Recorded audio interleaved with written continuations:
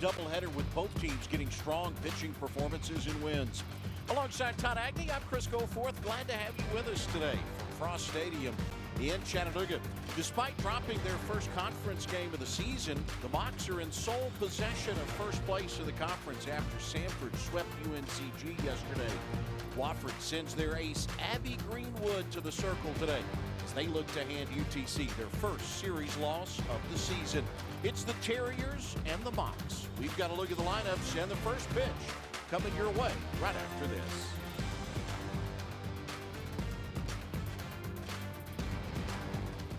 What is a patient? It's the mom who gets up at 5 a.m. to have cold chemicals injected into her veins and still make it to work on time. And it's the father who sweats through 2 t-shirts trying to make it across the room to keep the promise he made to walk his daughter down the aisle. So, what is a patient? It's the idea behind everything we do. Because at Erlanger, you are our big idea. If your tamer passions include climbing, hang gliding, and river surfing, some may call you a hair-on-fire risk taker. We'd say, nah. They might not realize you're also a nonconformist, craft curator, history buff, art-loving experience collector. But ask a Chattanoogan, we just call you one of us.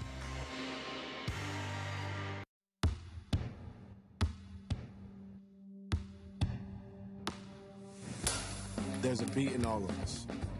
It drives us, it inspires us, and it pushes us through. It is there in preparation, it is there in battle, it is there in defeat, and in success. It's the engine, it's our guide. And this beat is my own. This beat is how I live.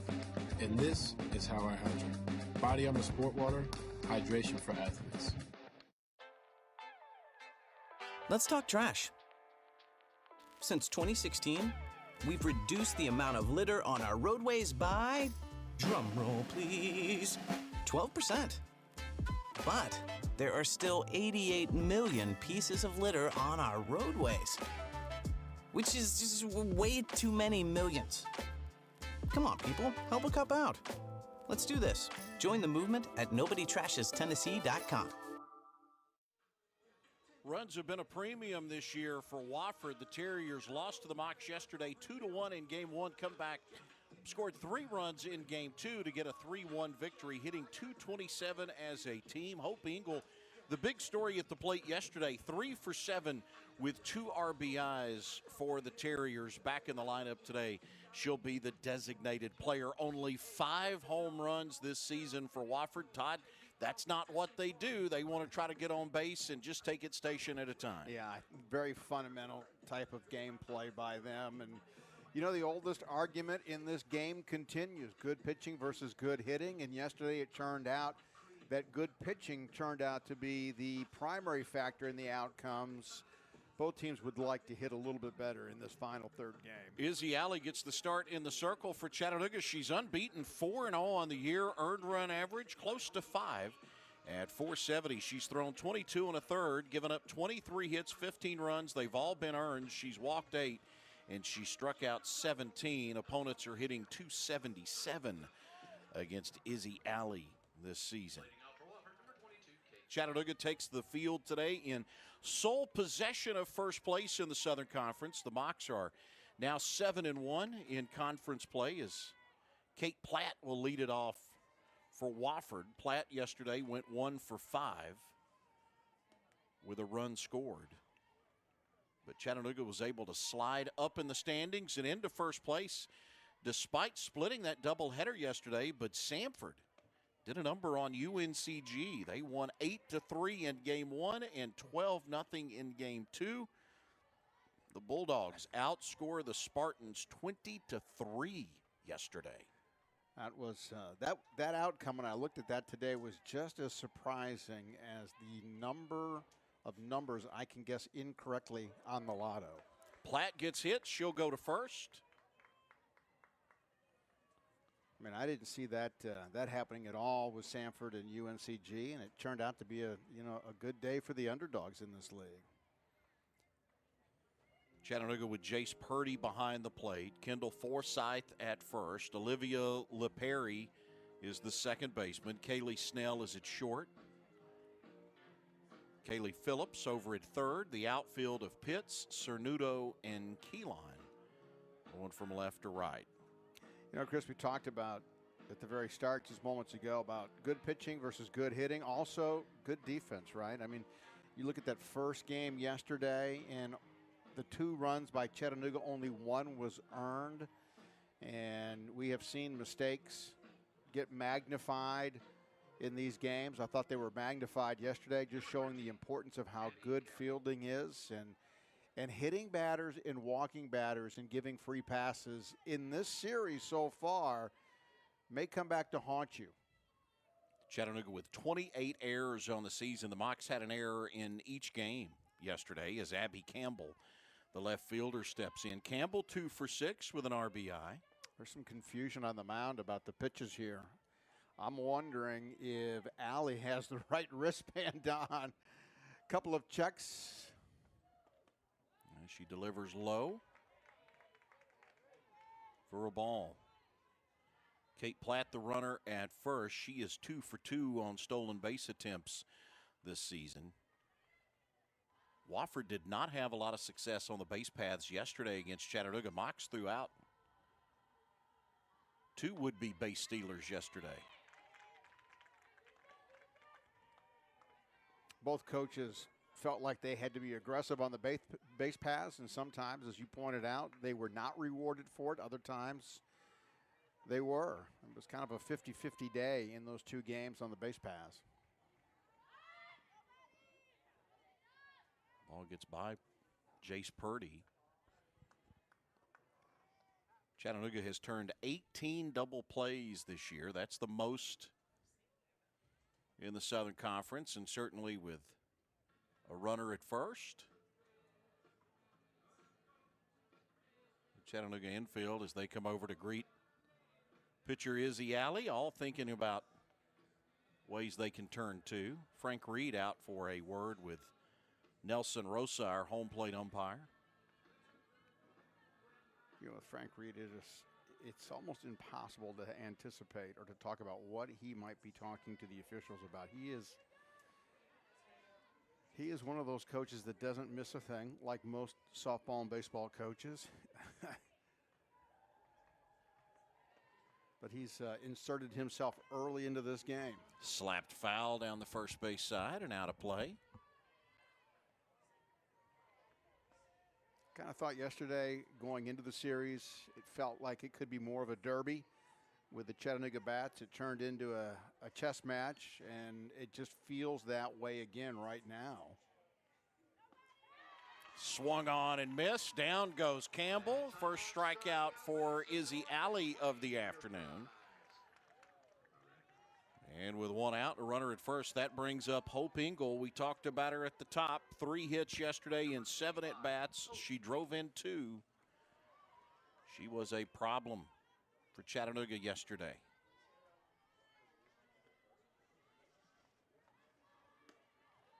Platt, the leadoff hitter, the runner down at first. She reached after being hit.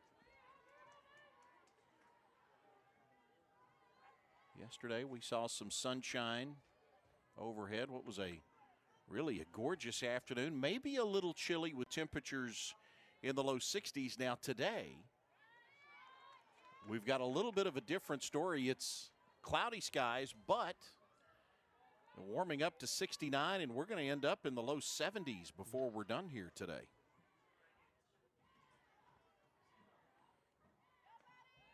And no rain in the forecast. So again, the weather conditions here today are about ideal.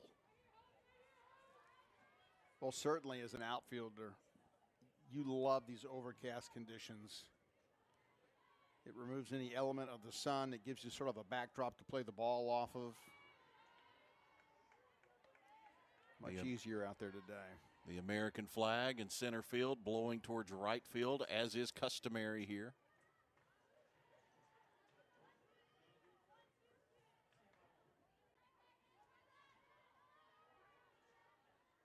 Alley with the 3-1.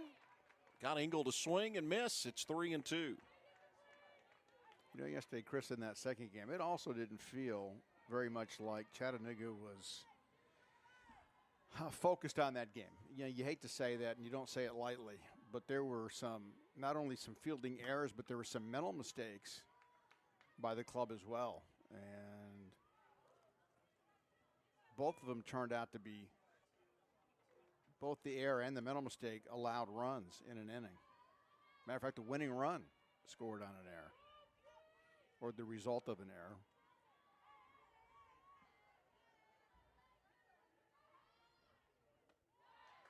Up high, there's a walk.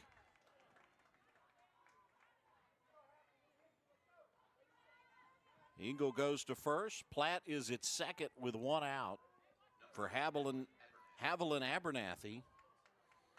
Abernathy 0 for 5 in the 2 games yesterday. It felt like all the good work she did yesterday was out in right field defensively. 1 home run, 5 RBIs on the year. Chattanooga in 53 innings against Southern Conference competition this year. The Mocs have allowed just 10 earned runs. That's an ERA under 2. And UTC has yet to allow a home run in Southern Conference play.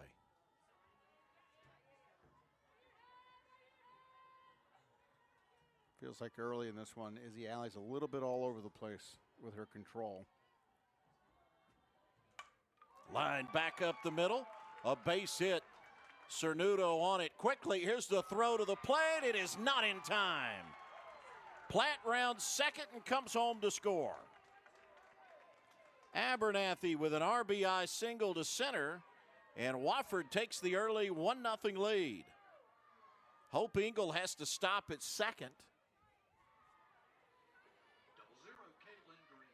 And the first hit of the inning for Wofford brings home a run. Still just one out. Runners at first and second now for Caitlin Greenwood. And there you go, right? The hit batsman comes around to score.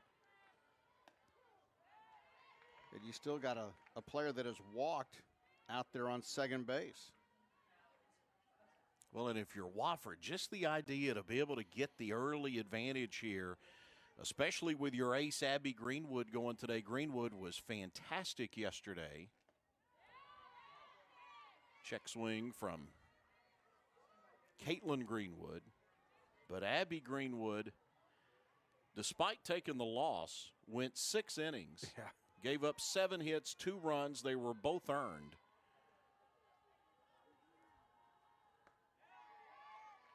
Caitlin Greenwood takes a big cut and comes up empty.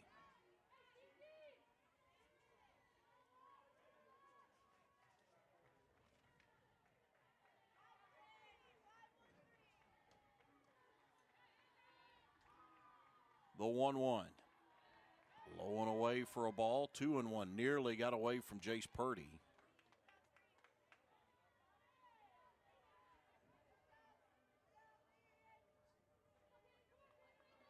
And Purdy's had her hands full here in this first half of this inning. I mean, she's been moving the glove all over the place to make stops. Fouled away. She's found herself in a couple of yoga-like positions. Yeah.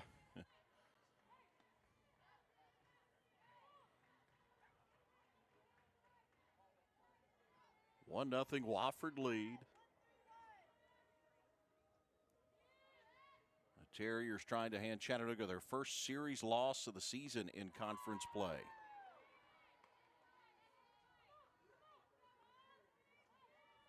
And the count full now on Caitlin Greenwood. A walk here would load the bases.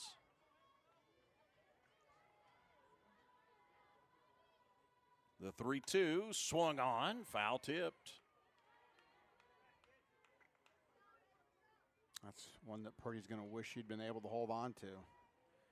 Kicked right out of her glove. And those are very difficult to catch.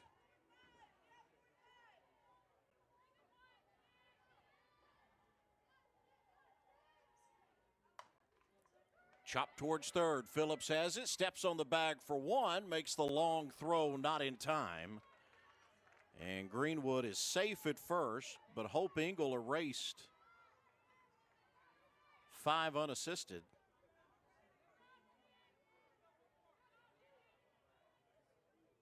Abernathy goes to second, so now there's 2 outs with runners still at first and second for Megan Towery, the center fielder.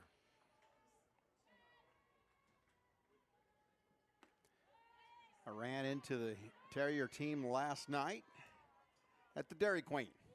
So it's nice to know that the time-honored tradition of going to get ice cream after a game is still in play. One coaching tact I can still say that I've used in the past as well. And it was late, and they were still in uniform, and they still seemed to be pretty happy about their win.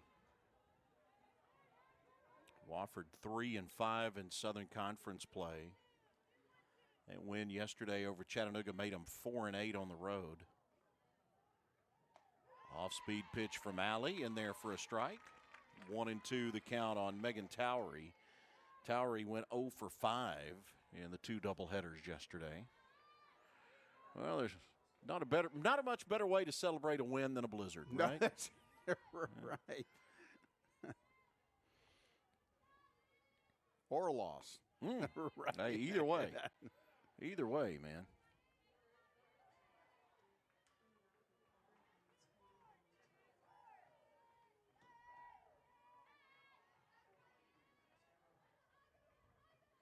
The 2-2.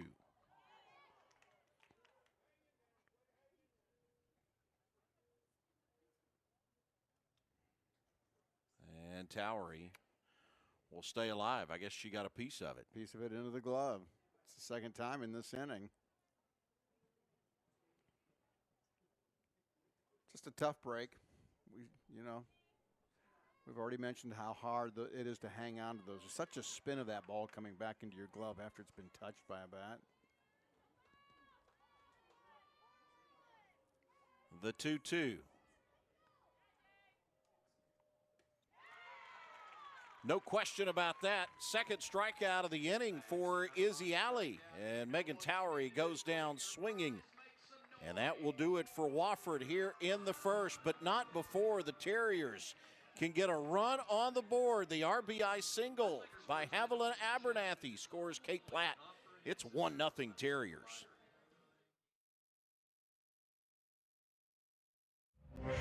If your tamer passions include climbing, hang gliding, and river surfing, some may call you a hair-on-fire risk taker. We'd say, nah.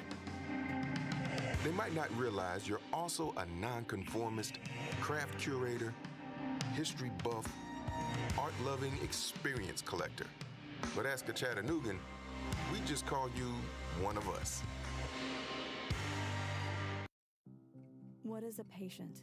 It's the mom who gets up at 5 a.m. to have cold chemicals injected into her veins and still make it to work on time. And it's the father who sweats through 2 t-shirts trying to make it across the room to keep the promise he made to walk his daughter down the aisle. So, what is a patient? It's the idea behind everything we do. Because at Erlanger, you are our big idea. Chattanooga is the home of the next big thing for business. With the first ever community-wide 25 gig network, the world's fastest internet just got faster. EPB delivers multi-gig speeds right to your business right now. So to keep your business growing and push the limits of technology, we've got world-class business solutions right here at home. Be the next big thing with EPB for Business.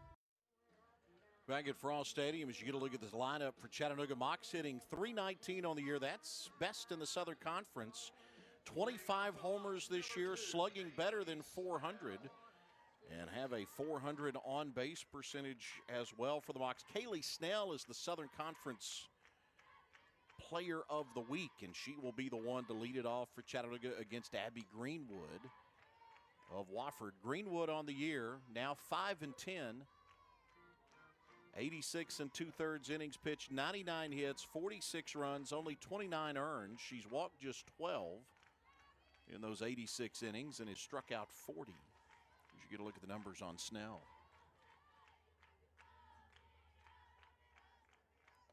Greenwood misses up high for a ball.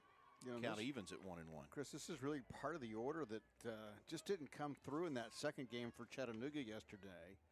Had several hits in the first game, but faltered heavily in the second game, and they didn't get any. That's the part of the lineup you expect to eventually come around for runs, and they just couldn't get it done yesterday. Kaylee Snell was 0 for 4 in the second game. Was 0 for, check that, 2 for 7.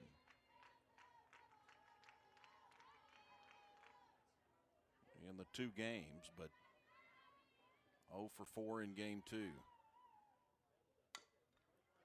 Chop taken by Greenwood. Can she make the throw in time? She does.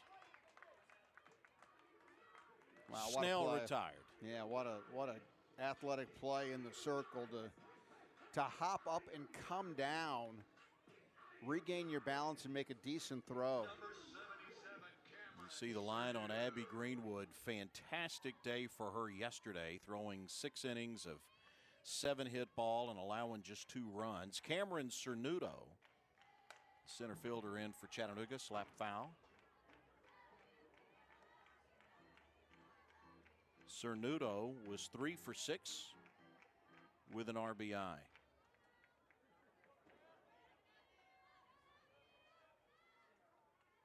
Including 2 for 3 in game 1 against Greenwood.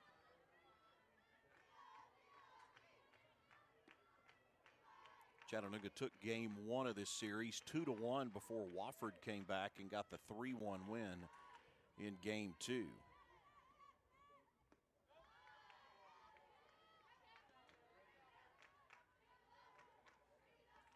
Cernuto now ahead in the count, 2 balls and a strike. Now, one thing Greenwood does against these slap hitters, you really can't time her the way you'd like to. She's finding some pauses. Right at the third baseman, Parker, and off of her glove for a base hit. Yeah, so when you're a slap, you're trying to time everything. You're trying to find a pitcher's rhythm and key in on it and work off of that with your footwork. And I think Greenwood, she just does enough of a hesitation every other pitch, kind of changes how she approaches the batters, and it can take you, as a slap hitter, can take you right out of your own rhythm. Olivia LaPerry steps in. Looks at the first pitch, up high for a ball. Cernuto down at first can really run. She is 13 for 15 in stolen base attempts, and you see the numbers on LaPerry. 7 homers this year. She is second on the team in that category and rips this one down the line. Yeah, I'm not sure how anxious Coach Reed is going to be to try to steal on this club today. We talked about the success and the lack of it, and there was some of it on Chattanooga's end, the lack of success. We saw Lenson yesterday. She has a gifted arm behind the plate at catcher.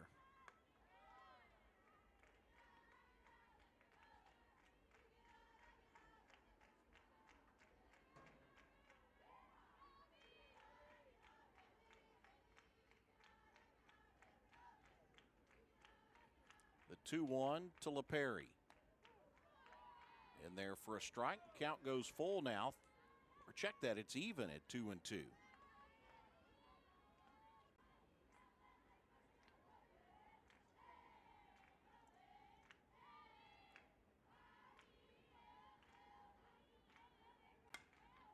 Off the end of the bat, the ground ball to shortstop. There's one. Can't make the throw in time. They do get the force out on Cernuto at second.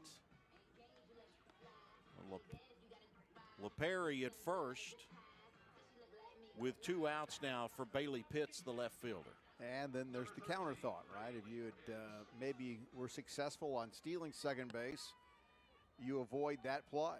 And you've got a potential tying run at second. Pitts, ground ball right to Greenwood. Will step on the bag, get the 4th inning over. Chattanooga goes quietly in the 1st inning. Wofford has the 1-0 lead.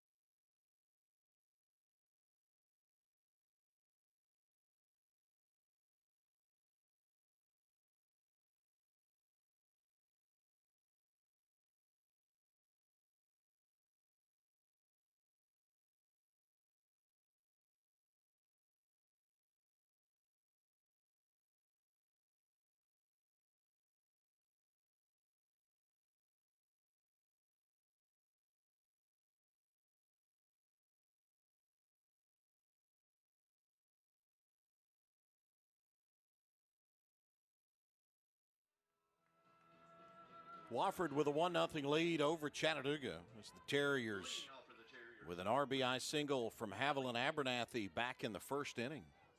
Jumped out to that 1-0 lead. Allie Bigham will lead things off in the 2nd. Bigham takes the first offering from Izzy Alley for strike 1. You know, Chris, normally number 7 in the order, batters that have a high number of strikeouts in. She does. She's not the team leader, but 11 puts her among the top 5 on this team, or top 3, I should say, on this team. Bigham yesterday 1 for 5 with a run scored. I always thought it was tough for the number 7 to lead off. It's a player that, although they typically do strike out a little bit more in that spot in the order, you work on their bunting a lot. But there's really no call for it right here. I don't think a bunt single is what you're looking for. You're just looking for that bat to move around.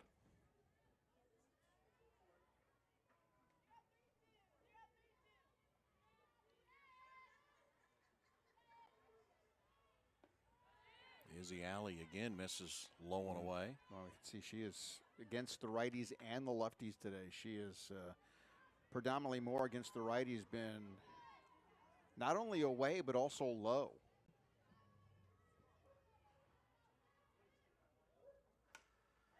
Grounded foul. Chattanooga got a good pitching performance yesterday from Alyssa Lavdis. Lavdis worked in both games through 9 2/3 innings of 2-hit ball, 1 run. It was earned. She walked 3 and struck out 9. She started and went the distance in game 1. Peja Gould started game 2 for Chattanooga. Ground ball. LaPerry able to stop it. Could not find the handle to make the throw. And Bigham will beat it out for the infield single. Well, there's 2 sure-handed players struggling just to get their hand on the ball there. Nice job to knock it down by Forsythe, and then LaPerry just wasn't able to clean it up. That's a tough base hit.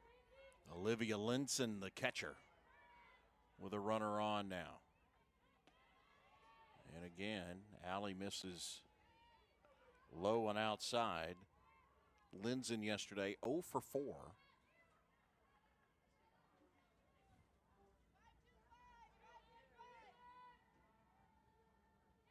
Bigham is 2 for 2 on stolen base attempts this year. Let's see if she jumps off the bag, but will scurry back. You know, we just have to go back a half inning and remind everybody that that leadoff batter for Sanford got on board by being hit by a pitch and then eventually scored. And now they've got one on with a very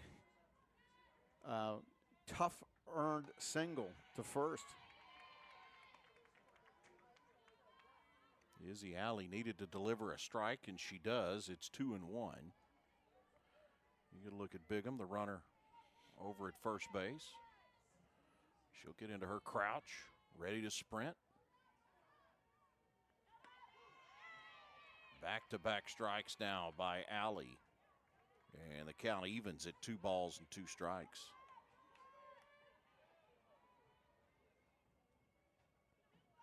Izzy Allie with 2 strikeouts in the first inning.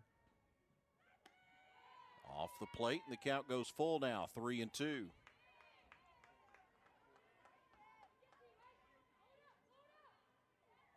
Kaylee Phillips will back up down at third. Phillips had been way in on the infield. Now she's back behind the bag over at third. The 3-2 swung on.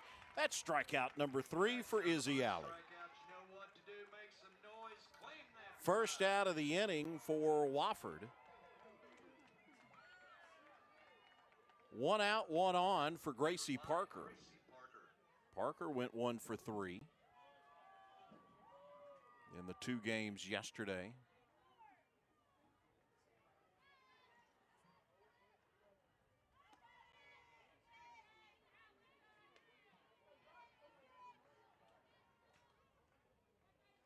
Parker played a pretty good third base yesterday as well.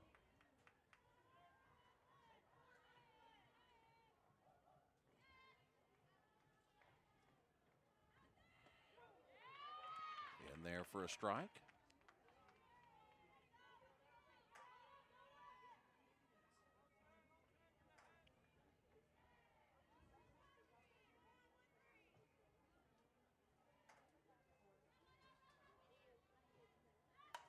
Line back up the middle, stopped by Snell, steps on the bag, turns the double play. That is the 19th double play this season for Chattanooga. Kaylee Snell steps on the bag and makes the throw, and that ends the inning for Wofford. We go to the bottom of the second. Terriers still with a 1-0 lead over the Mocs. The Chattanooga Mocs are proud to partner with our friends at Text Request.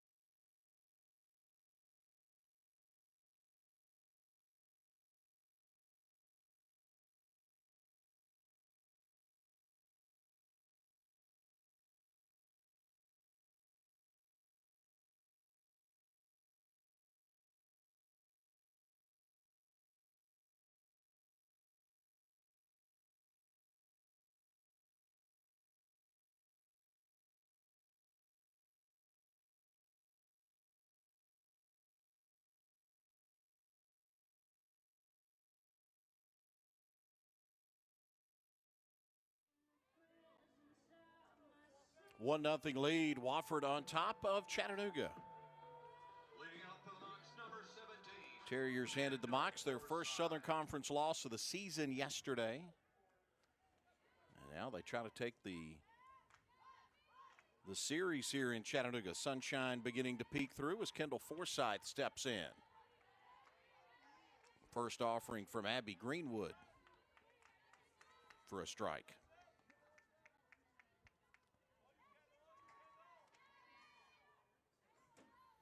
Forsyth went 3 for 7 with a run scored.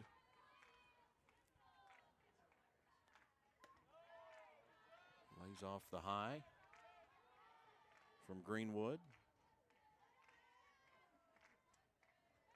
Forsyth on the year hitting .400.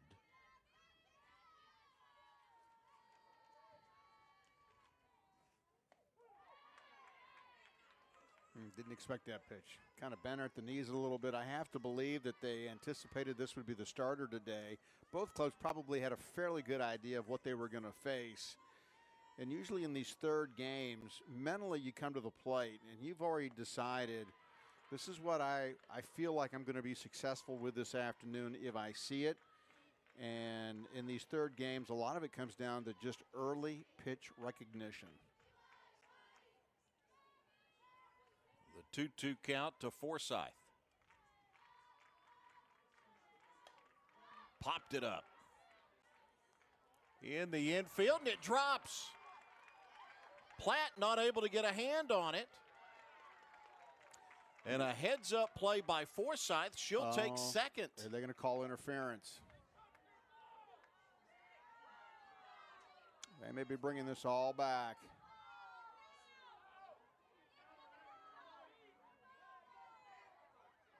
Love to get a look at that again. It was a quick decision.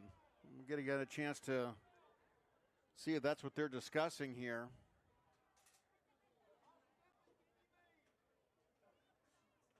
I'm not sure. Yeah. I'm not sure. He's going to send her back to the plate, though, unless, I don't know.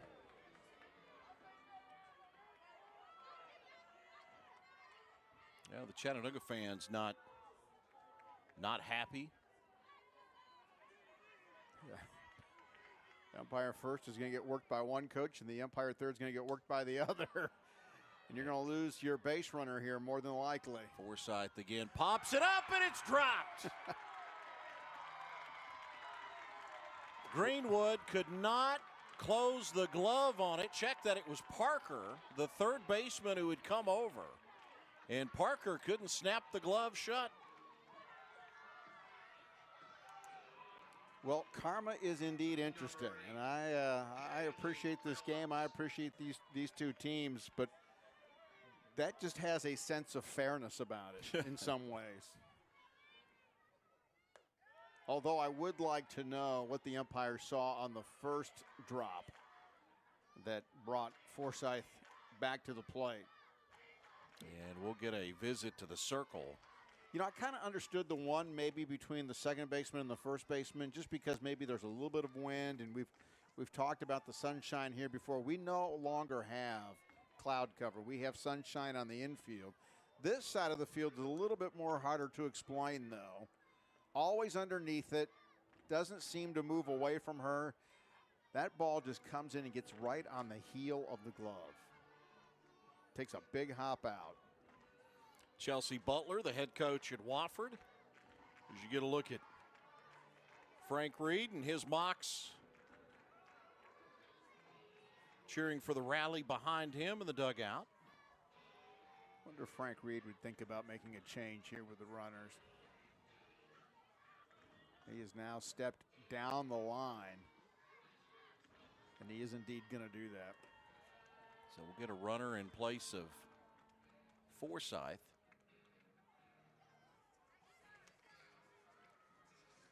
Mox will look at Zoe Wright.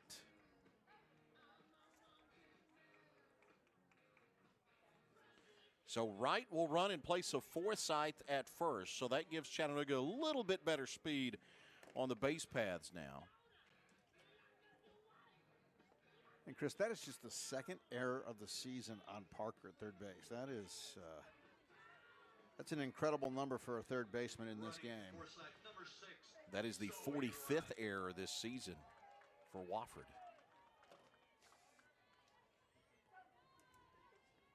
So Kaylee Phillips will step in. 1 ball, no strikes.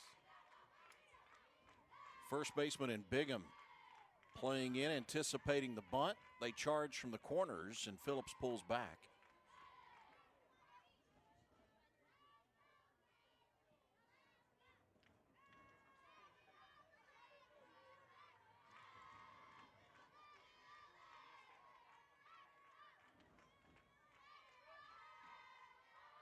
Phillips shows bunt, leaves it out there for a strike.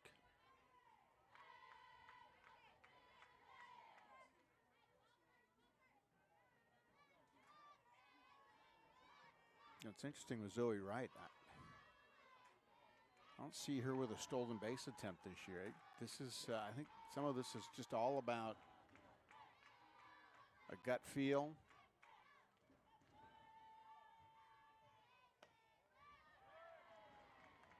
3-1 the count on Phillips. Just because you don't have a stolen base, though, doesn't mean that you're not faster than the other player you just replaced. Right. That's for sure. And wind in center field has died down. 3 balls and a strike.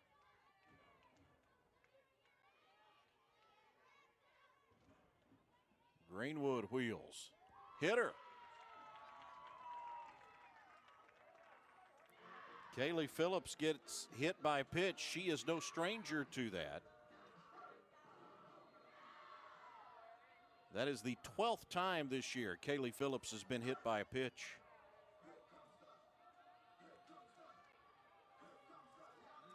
Nobody out now. Runners at first and second for Addie Keeline.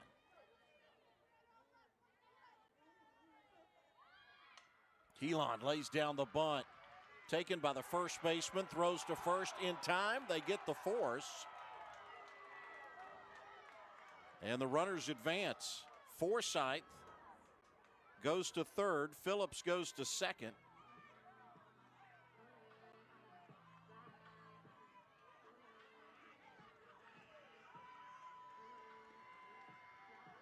What you're hearing is a loud argument about the out at first. It was bang, bang. Hard to argue with.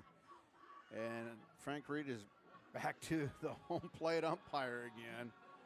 And he may be looking to make yet another change. He is. He's going to change his hitters here.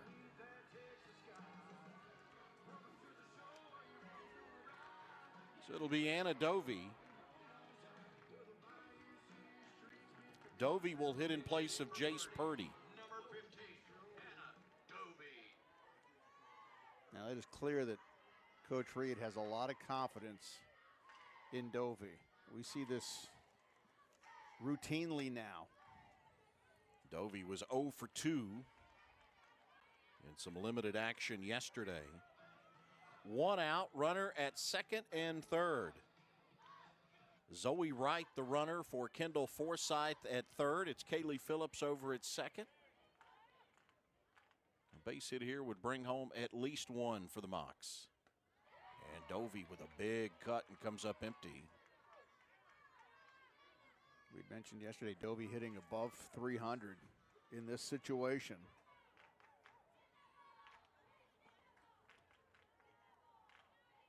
She's one that can get it into the outfield on a fly ball, that is for sure.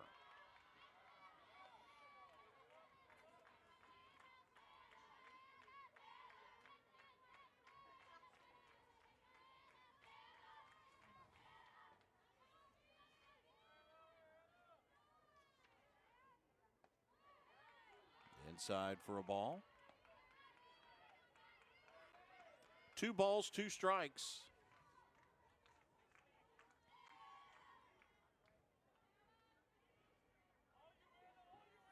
Infield is in. And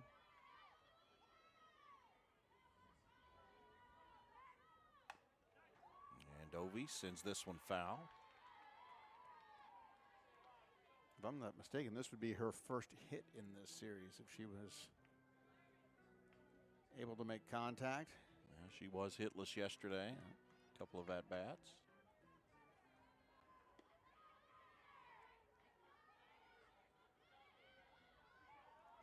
Right now, you would be happy to take a fly ball into the outfield. Trade a run for an out here. Tie this game up. Count full 3-2.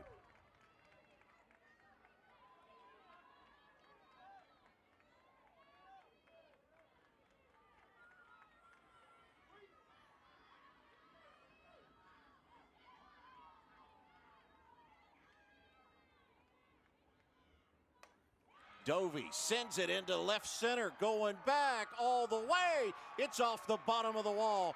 1 run is in. Chattanooga takes the 2-1 lead.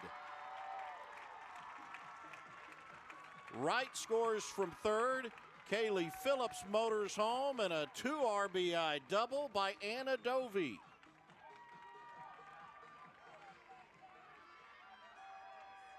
That's just her second double of the season.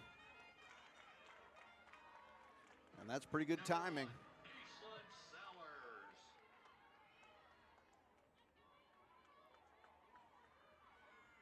Dovey with the timely double to put Chattanooga in front 2-1. Here's Aislinn Sellers, the designated player. Sellers was 2 for 3 yesterday, scored a run.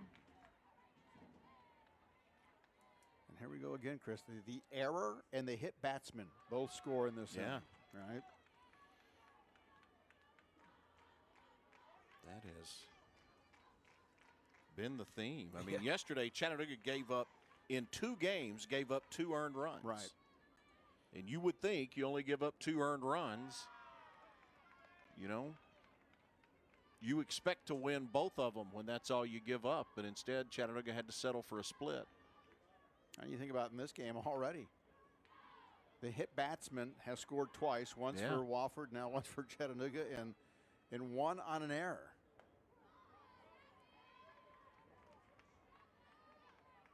(3-1) the count on Aislinn Sellers.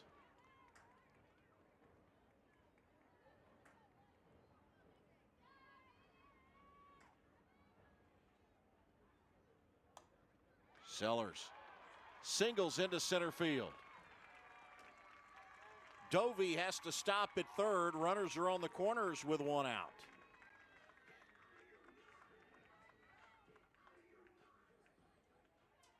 Now, this is very good news for Aislinn Sellers, starting to maybe get back into form here at the plate. Now, we had talked about her yesterday, the fact that she started the first 10 games of the season, got injured against North Alabama, and then missed 15 games. She was 0 for 17 after returning to the Chattanooga lineup. Going into yesterday, she is now 3 for her last 21. But maybe more importantly, 3 for her last 4 for Aislinn Sellers. Coach Frank Reed had a long conversation down that third base line at the bag with Dovey, the runner there. I just don't imagine she's been on third a lot this year in this situation, and Coach Reed might have been talking to her about, this is what we're going to do with anything hit on this side. You listen to me. Kaylee Snell popped up foul. Good effort by Campbell, trying to make the diving catch. Could not get there. Kaylee Snell, the Southern Conference's Player of the Week, hitting .483 this year in Southern Conference games. She grounded back to the pitcher to start the game last inning.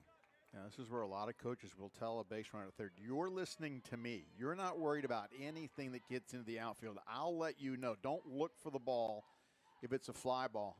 You listen for my voice. The 0-2 lined right to the shortstop. Tries to make the throw over to double up Sellers.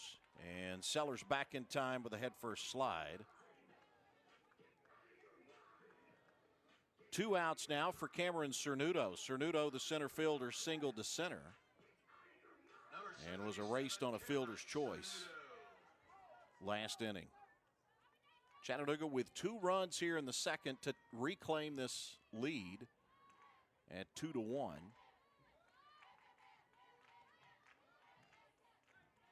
Mocs had a 2-1 victory yesterday in game 1. Behind a strong pitching performance from Alyssa Lavdus. In game 2, it was Wofford with a 3-1 win. Popped off the handle of the bat, foul territory taken by Parker, and the inning is over. Not before Chattanooga can bring home 2. The Mocs do it on 2 hits. They strand 2. We go to the 3rd inning. Chattanooga with a 2-1 lead over Wofford.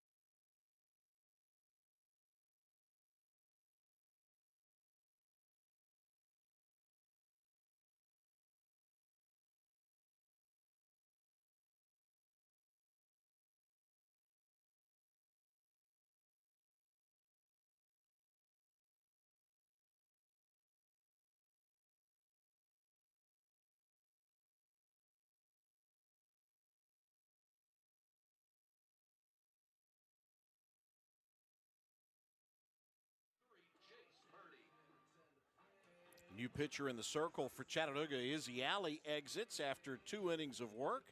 And the box will turn it over to Alyssa Lavdis. Lavdis, the 5'8 junior from Concord, Ohio, and Madison High School. She was fantastic yesterday.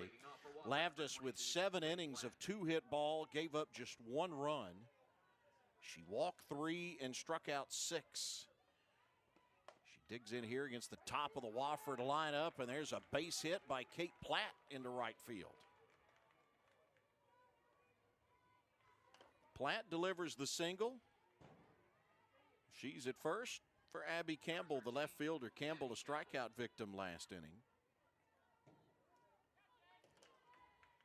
I have to think that just how many pitches that were thrown in those first 2 innings by Alley was a big reason why they made the change here. Lavdis makes the wild throw over to first. Ball gets away. Runners advance. Stopping at third is Platt. And motoring to second on the air is Abby Campbell. Well, I'm not sure where that error is going to go. It looked like that was in and out of the glove by Forsythe. If it's on her, you know, you always talk to your first baseman about looking at all the way in, especially if it's coming from across the diamond on this side. And that is just maybe too far off the bag for her to reach with a runner coming down the line. That is a tricky one to glove, although she did get the glove on it, and here we go. 29th error of the season for Chattanooga. The Mocs have a .971 fielding percentage as a team, and that has been the best in the Southern Conference. Now you've got a base hit to start the inning, and then a throwing error. Runners are in scoring position, second and third, and a 1-run game for Hope Engel. Number 25, Hope Engel. And Engel has been the problem in this series for Chattanooga, despite hitting just .244 on the year. Off the end of the bat, shoots this one foul. Engel with a home run, 16 RBIs, reached on a walk back in the first inning. And was forced out at third.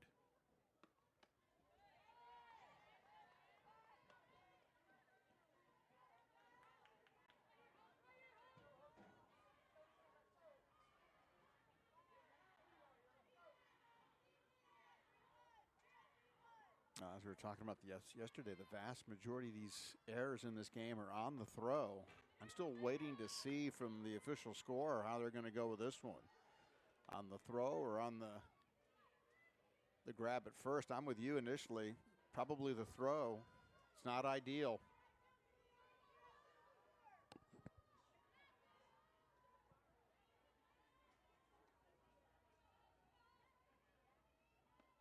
Lavdis with the changeup. Pitch that was so effective for her yesterday.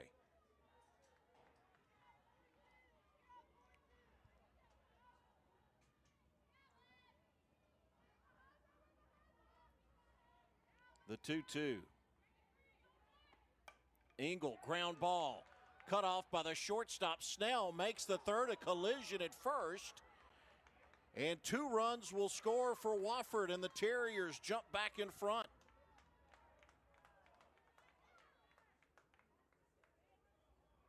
Well, we just couldn't get any more bizarre in this inning, could we? Yeah, take a look at it here on the replay. I mean, Forsythe is just taking a beating here at first base.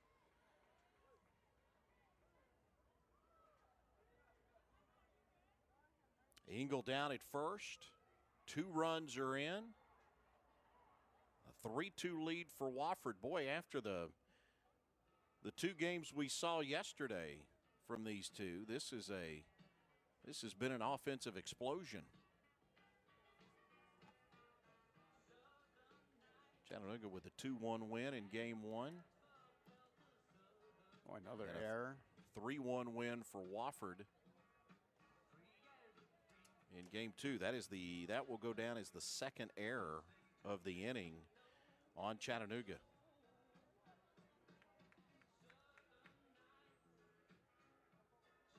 A hit and 2 errors.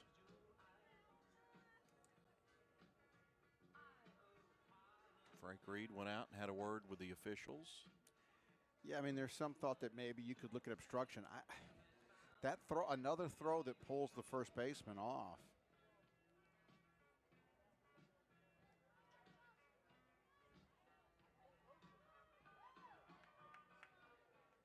Forsythe is fine. She's still in the game. Nobody out.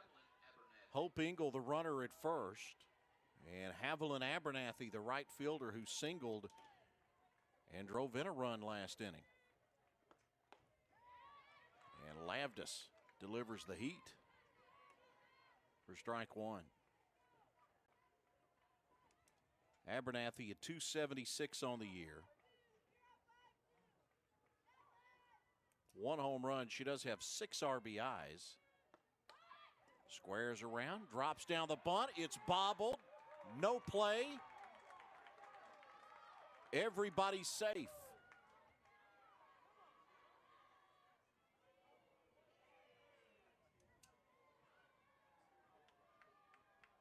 This is a tough inning. This is an inning where, as a coach, you are reluctant to come out and talk to your team simply because you want to see if your veteran leadership will step up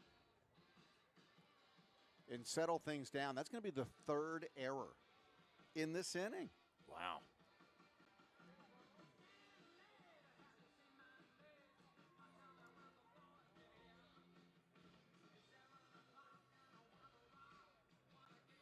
Lavdis in her first inning of work in relief of Izzy Alley. Now we're going to have a change in runners at second.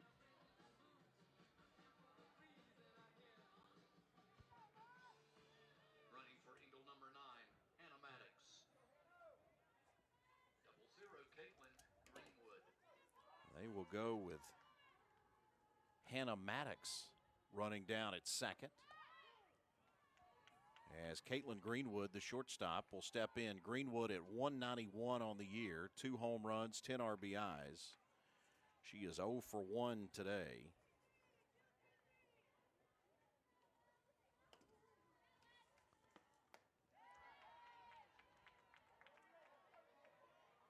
And Lavdis jumps ahead in the count, no balls and 2 strikes. Lavdis, a heck of a competitor. And in an inning where she's given up a hit and have seen 3 straight errors.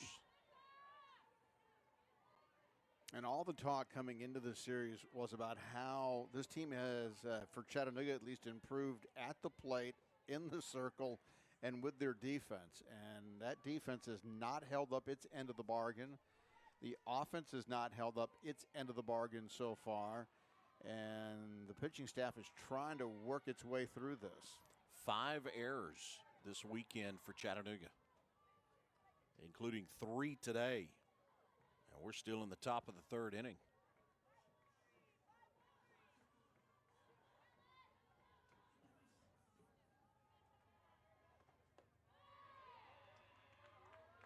Count even at 2 balls and 2 strikes. Now, there's a couple of sports where coaches can sit back and just, again, as we talked about the team meeting in the circle, you work it out. You got yourself into it. We've seen it happen in volleyball. We see it happen in this sport here, and we see it a lot in basketball. Especially when you're midway through the season. You're just at the start of Southern Conference play. You want to see what your team has as far as that leadership quality is concerned. The 3-2. In there for a strike. Ring up Greenwood. First strikeout for Lavdis. First out of the inning for Wofford. Runners on first and second with 1 out for Megan Towery. Towery at 283 on the season. She struck out last inning, as you see Lavdis drive it right in there. Low for ball 1 on Towery.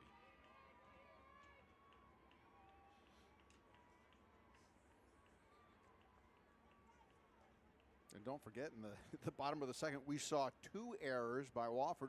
One of them was erased eventually on a decision by the umpire that something had occurred down the first base line that wanted to have the redo on the play at the plate appearance, and then the error that followed immediately after that.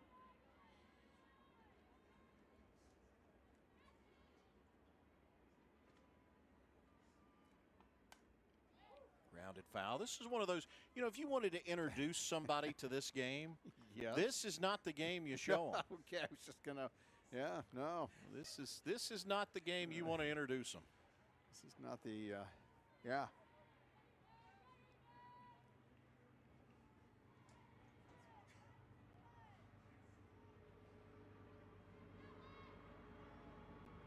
The 1-2.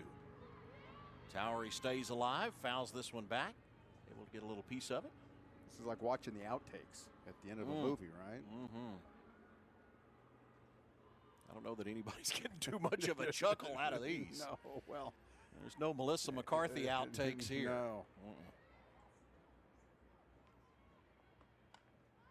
Again, fouled away by Towery.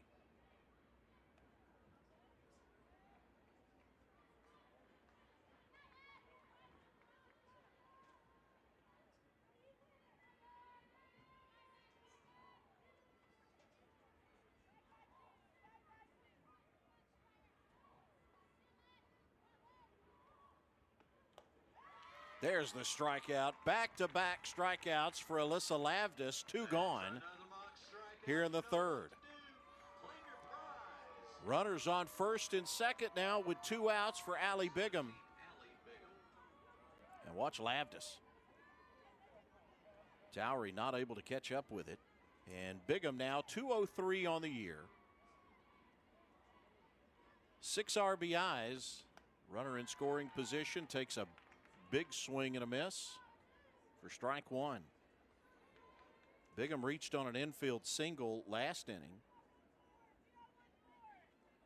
Was later erased.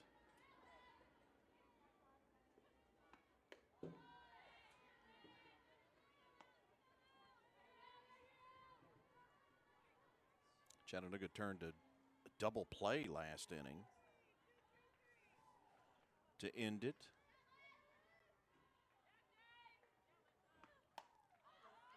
Popped up, left field. Pitts has it, inning over. A calamity of errors, 3 for Chattanooga, resulting in 2 runs for Wofford, and the Terriers reclaim the lead. It is 3-2. Wofford leads Chattanooga. We go to the third inning.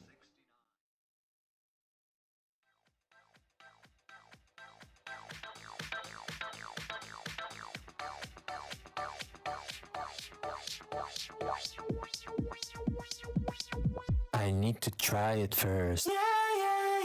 Are you tired of constantly maintaining that old wood deck? If so, it's time to call Chattanooga Exteriors and let us help you say goodbye to staining and splinters. We are the area's largest installer of Trex decking and have been awarded the Trex Platinum Award. We can help guide you through the process from concept to completion. Call us today and receive no payments or interest for 1 full year. Choose the best to better your home. Visit ChattanoogaExteriors.com or call us today at 805-3800. This ain't nothing but a little human therapy. Why we as my shoulders moving voluntarily? Step left, but his hip go right. When they get it, I get it, they get hit no size like that. Elevate how you hydrate and keep it smart with Smart Water Alkaline. At First Bank, we tell our customers to bank local and get more. But everyone's more is different. Is yours more adventure? More space? More education? Or work that's more you? We always say bank local, get more. More product range, more accessible bankers, and a whole lot less standing in your way. Whatever your more, you can now get more excited because we got this. 3-2, Wofford leads Chattanooga. Final game of this 3-game series. They split a doubleheader yesterday. Olivia LaPerry will step in for Chattanooga, and LaPerry reached on a fielder's choice back in the first. Hitting .344 on the year with 7 home runs and a team best 31 RBIs. working against Abby Greenwood.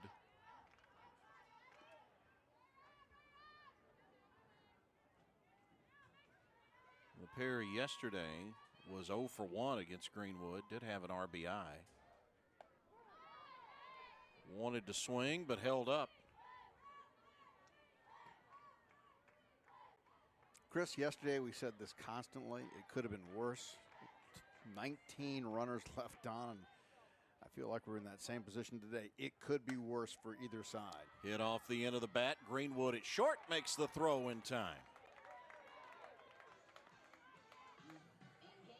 And LaPerry's erased. Shortstop to first. There's one out for Bailey Pitts, the left fielder. Pitts reached on a fielder's choice back in the first inning. Pitts at .329 on the year. 3 homers and 20 RBIs for the sophomore. So back to those runners left on. Chattanooga now, they've left 3, which doesn't sound like a big number, but they left 2 of them in scoring position in the second inning with at the time there was just 1 out, and they just couldn't get any more hitting to move them around. Anadovi left down at third after a 2 RBI double off-speed pitch by Greenwood.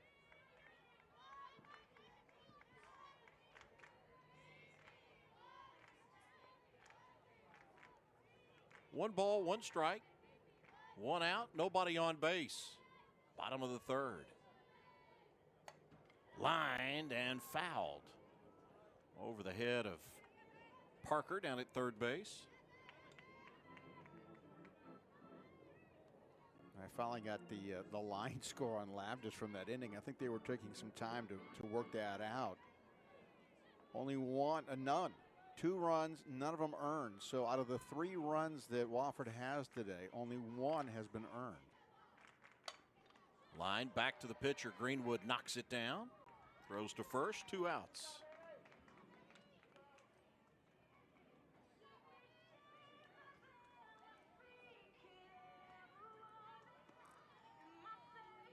So it's 2 outs now for Kendall Forsythe. Forsythe reached on an error.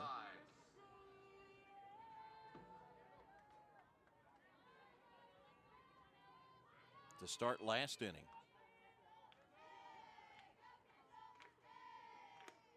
Up high for a ball. There's a look at Forsythe. A 400 hitter. 4 homers.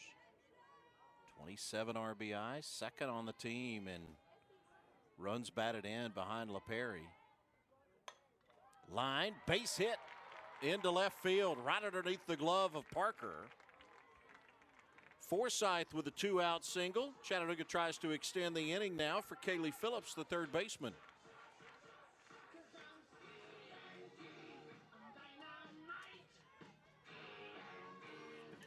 Forsythe hitting a team best 400. Will help that average a little bit. Kaylee Phillips now, who was hit by a pitch for the 12th time this season in her last at bat. She holds the Chattanooga school record for being hit by pitch. Yeah, this is a spot where you would entertain the idea of potentially stealing. Scoring from first with 2 outs, you don't see that happen very often. Phillips again lays off on the inside pitch.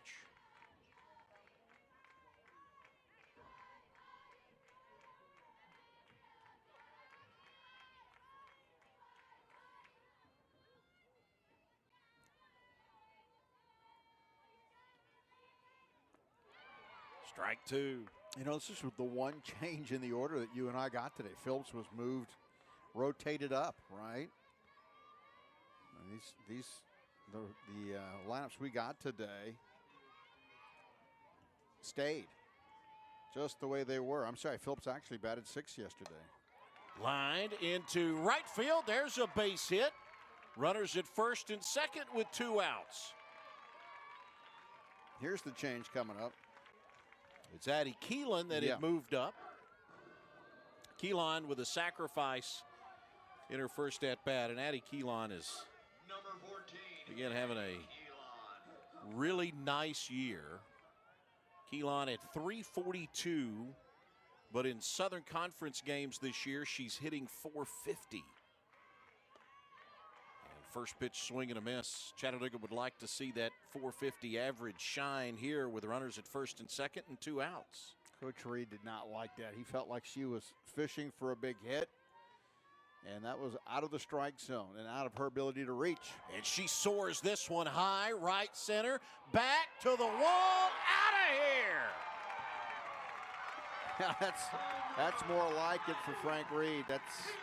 He gave her a look. Don't chase that stuff. Wait for a good pitch. Home run number 9 on the year. Check that for Keelan. That is home run number 2. And it's RBIs number 9, 10, and 11.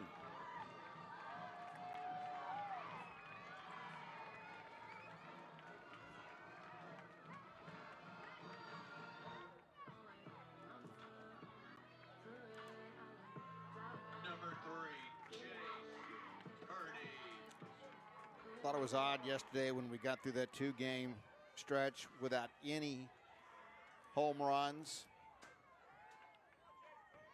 That is homer number 26 this year for Chattanooga. And Wofford, to their credit, that is only the 9th home run Wofford pitching has allowed, but boy, is it a big one. Chattanooga back in front as Jace Purdy steps in. Purdy, no homers, 14 RBIs, hitting .245. She was hit for back in the second inning. It was Anna Dovey that came in and delivered the 2-run double. Well, Todd, I think you kind of mentioned it yesterday. It was the bottom part of the lineup that was the run producers for Chattanooga. We're seeing the same thing today. Yes. Keelan, the number 7 hitter with 3 RBIs. Anna Dovey hitting in that 8 spot last time, drove in 2. Which is a luxury when the rest of the lineup is hitting. Right now, it's a necessity for this team.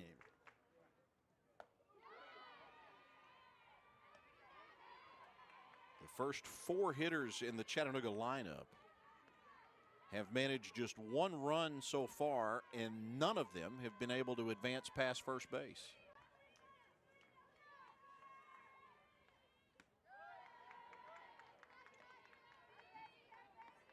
Two balls, 2 strikes on Jace Purdy. Greenwood was able to get the first 2 batters out to start the inning, and Chattanooga has done this damage, these 3 runs, all coming with 2 outs. Purdy with a chopper. Greenwood has it, dropped it.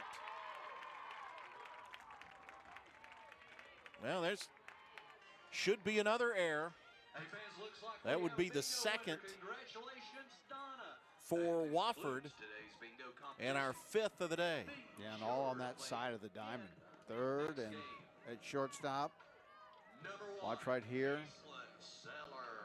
I thought she did a really nice job of handling the first bobble. This game, the pressure, the speed of this game on this diamond, on these diamonds being short fields, relatively speaking, compared to baseball, it makes you move so much quicker. I think it's one of the things that makes this game so much fun. Oh yeah, without question. Aislinn Sellers. You know, we were talking yesterday about how if you have a team speed, right, it just puts so much pressure on the defense to make exacting plays.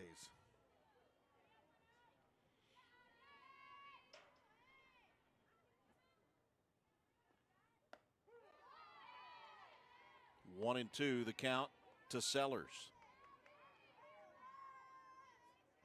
We mentioned Sellers kind of finding her groove a little bit since coming back from the injury, hitting .273. Has gone 3 for her last 4. And the count even at 2 and 2. Chattanooga at 7 and 1 in Southern Conference play. The Mocs are 26 and 9 overall. Samford swept UNCG yesterday, and UTC able to take sole possession of first place in the conference. UNCG is now 6-2. Spartans are 23-16 overall. Mercer is also 6-2. Mercer's 17-19. Samford's now 4-4 going into play today. They're 11-25. Furman and Wofford both 3-5 in the conference.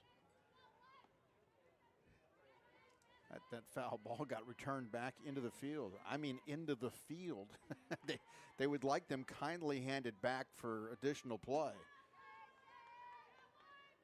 So they had to hit the pause button there. Sellers fouls it over towards the Chattanooga dugout. Western Carolina and ETSU at the bottom of the Southern Conference standings. Western Carolina, those two meeting this weekend. Western Carolina took the first game yesterday, and ETSU took the second. Ground ball to Parker, and the inning is over. Not before Chattanooga can strike for three.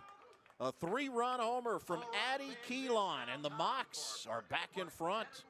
We go to the fourth inning. Chattanooga in front. Keeline bombs away.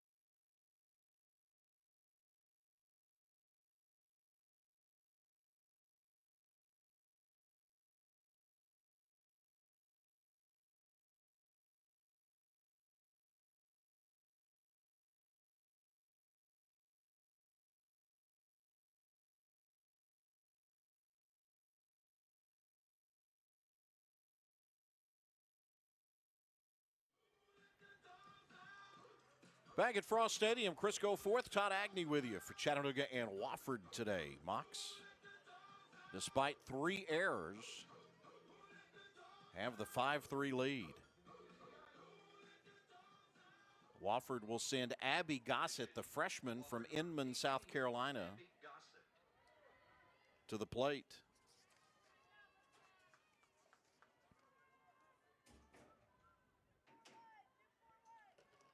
Alyssa Lavdis on in relief of Chattanooga. Lavdis retired 3 straight to end the 3rd inning, but not before she gave up or allowed 2 runs. There you go.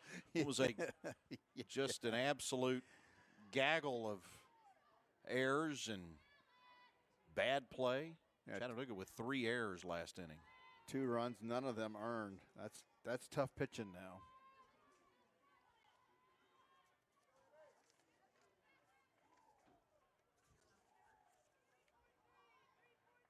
Gossett was 0 for 1 yesterday with an RBI.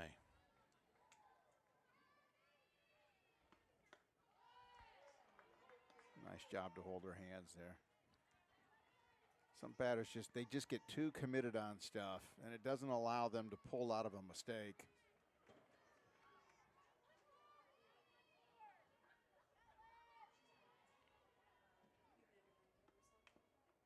Ooh. Check swing, fouled. Having a hard time deciding.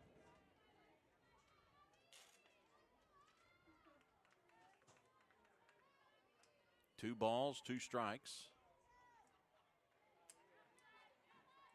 This is typically where pitchers have a tendency to feel like they've got you guessing and you're on your heels.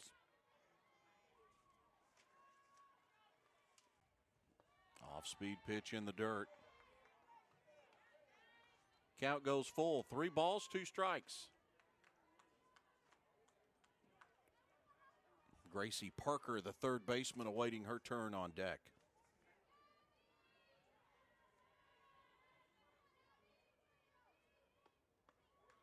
And there's the free pass for Gossett. Well, that's a tough one for Lodges. You clearly have confused the batter a little bit, but give Gossett a lot of credit for battling and getting the free base. Although that one doesn't feel very free, they're going to have to, they will run for her. It is Lily Compton, a redshirt freshman from Virginia. So Compton will be in to run in place of Gossett, who drew the walk. Running for Gossett, number 11, Lily Compton. And Gracie Parker, the third baseman, steps in. High and inside to Parker. Had to pull those hands back. Number 5, Gracie Parker. Now, in this series, I don't think you would ever think you're out of it, and nothing seems predictable. Parker at 243 on the year, no home runs, 2 RBIs.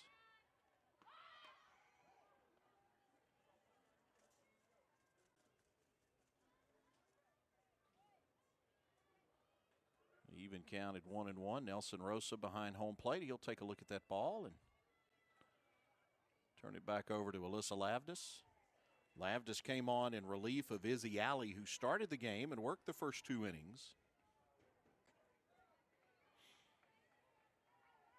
Lavdis gave up a hit to start the 3rd inning and then saw Chattanooga commit 3 errors before she finally struck out 2 and set down 3 in a row to end the 3rd inning.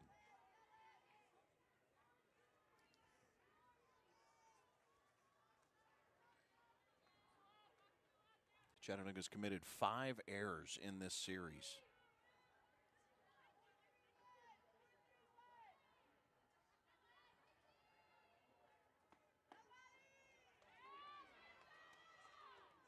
That's one of those where you ask respectfully, how did I miss? You know, that's a question maybe the catcher might ask, or pitcher might ask the catcher to ask. Inside, up, down, it was awfully close. The 3-1. And that is ball 4.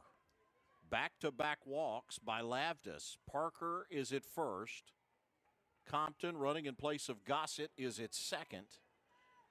And there's nobody out, and we go back to the top of this Wofford lineup. Kate Platt, who has scored 2 runs today.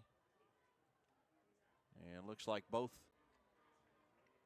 coaching staffs want to take a moment to have a huddle. Chattanooga will meet in the circle after back-to-back walks.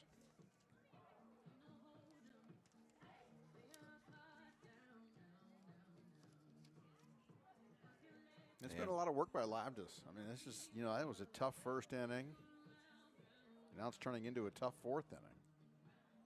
There's a look at Chelsea Butler, first year as the head coach at, well, I can't really say the first year competitively right.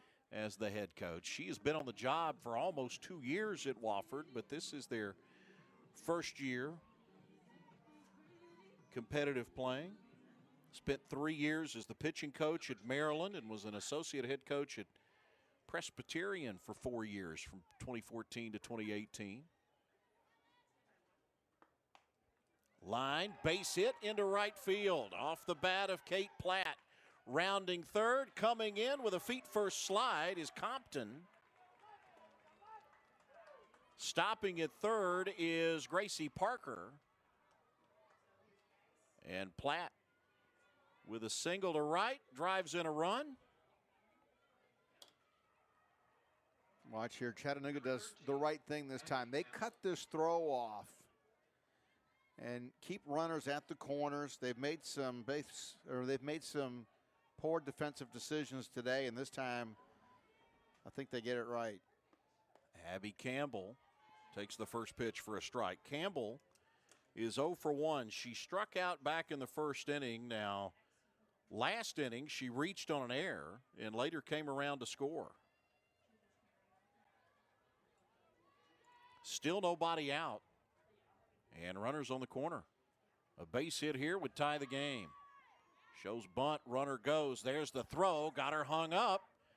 Throw to the plate. They'll chase the runner back to third, and back in with the head first slide is Gracie Parker. And everybody's safe as Platt is able to take second base. That's a hard way to steal second base, isn't it? And you know what happened to that first walk to start the inning, right? Scored? It scored, yeah.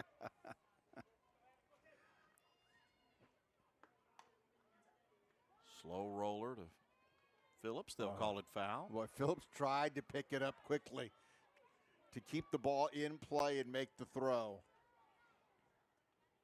Lavdis walked the first two batters this inning.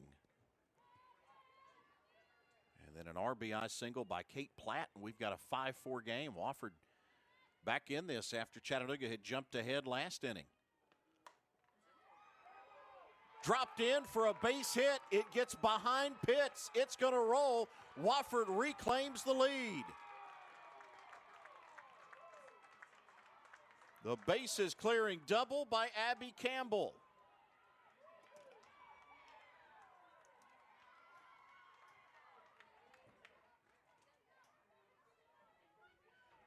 Campbell with 2 RBIs. You get a look at it on the replay.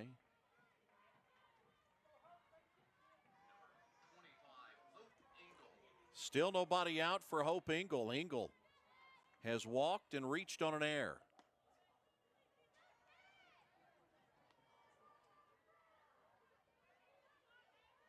And to think these two teams couldn't manufacture a run yesterday.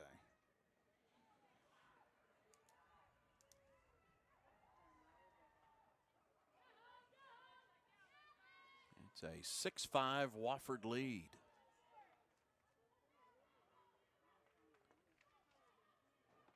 It was a 2-1 UTC win in Game 1 and a 3-1 Wofford win in Game 2.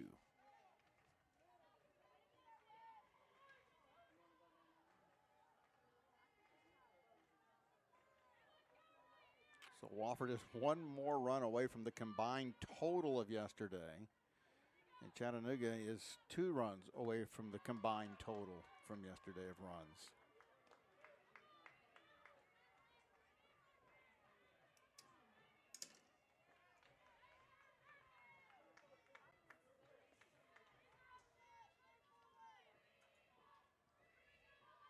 Nobody out. Campbell, the runner, down at second for Hope Engel, the designated player.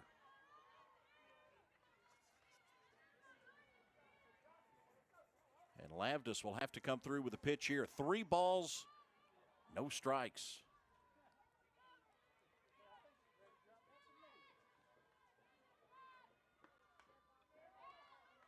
Engel swinging on a 3-0. It's now 3-1.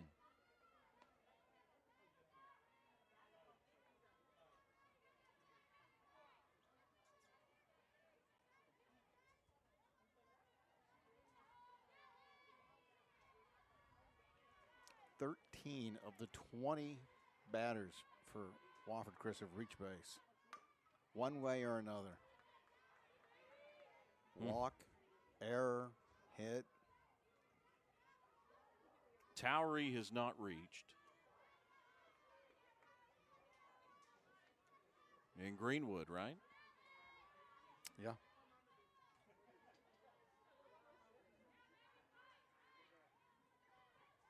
They are the only 2 that haven't reached base at least once. Popped up. Nice job by Purdy at the net.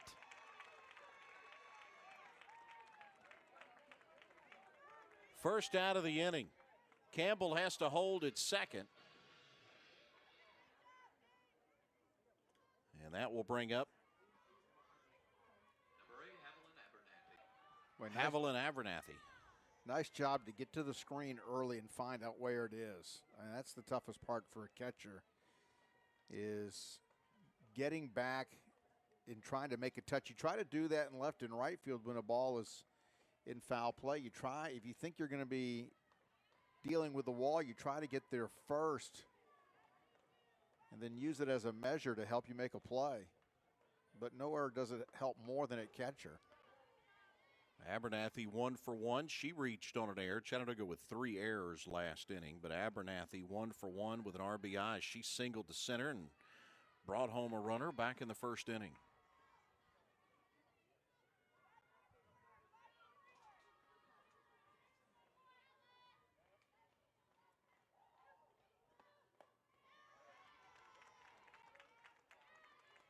Lavdis now ahead in the count. No balls, 2 strikes. Again, there's only 1 out in this 4th inning. Chattanooga had taken the lead, but Wofford with 2 to reclaim it at 6-5.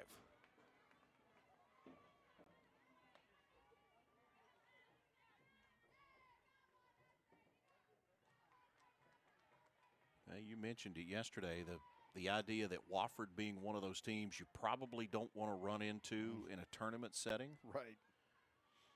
I think there's a lot of truth to that. Tap to second, Snell. Or check that, LaPerry makes the throw on to first in time. 2 outs. Campbell advances, she goes to third, so there's 2 outs now and a runner at third. But this is a Wofford team, Todd, they're going to pitch it well enough to stay in some games. I think so. And what we have not pointed out is that neither team has had their ace available in this series. Caitlin Greenwood, the shortstop, 0 for 2, did reach on a fielder's choice. Back in the first, struck out in the third. We have not seen Taven Stevenson for Wofford, their best pitcher, is the argument. And we haven't seen Taylor Long for Chattanooga. Ball gets by, here comes the runner. Campbell will score.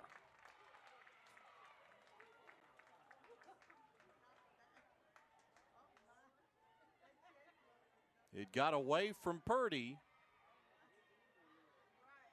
We'll see if they scored a wild pitch or a pass ball. Let's see right here. Talked about how important it is to block pitches in the dirt. She just doesn't get the glove turned. That's going to be a pass ball. Yeah. Campbell comes in to score. That is the 4th run pushed across by Wofford in this 4th inning. Sometimes I see a play like that at the plate, and I wonder if there was a mix-up on the pitches. And if Purdy was expecting something else. Nobody on base now for Caitlin Greenwood. 2 outs. Lined right field, right at Addie Keelan, and she misplaced it. Headed for third is Greenwood. Here comes the throw, and she's safe.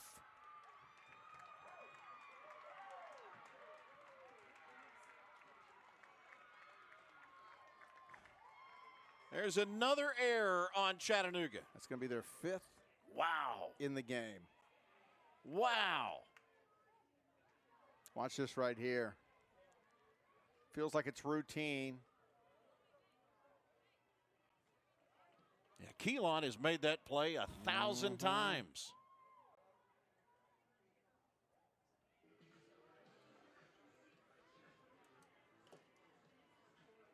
I don't know how you shake any of this off, and I don't think you do. I think you just deal with it. And Chattanooga is going to make their change in the circle. And I don't know how much of it is Lavdis' fault. I hate to chuckle, but really, the defense behind her today, if you can call it that,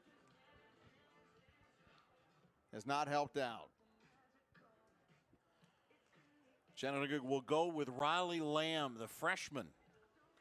Lamb saw some action yesterday. She went an inning and a third and gave up 3 hits A run, it was earned and walked 3.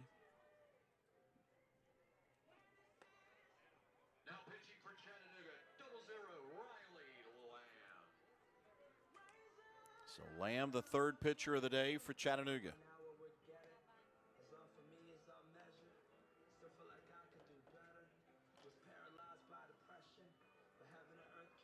Alyssa Lavdis goes an inning and 2/3.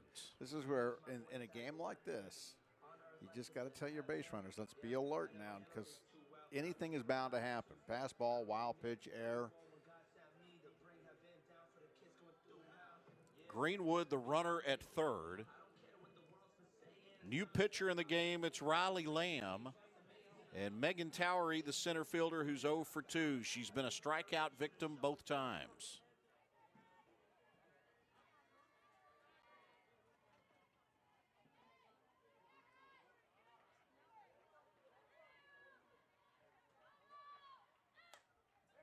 Lined right field, base hit, another run will score. Greenwood comes in.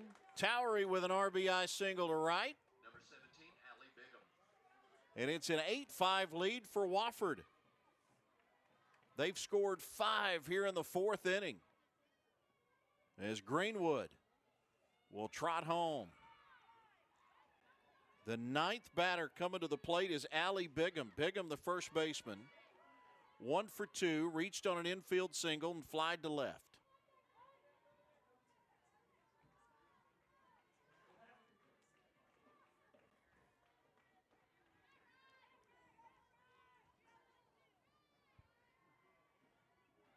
Wofford has managed 8 runs today. They've done it on 6 hits.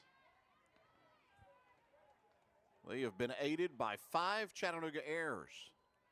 Mox with 5 runs on 6 hits. They've been helped out by 2 Wofford errors.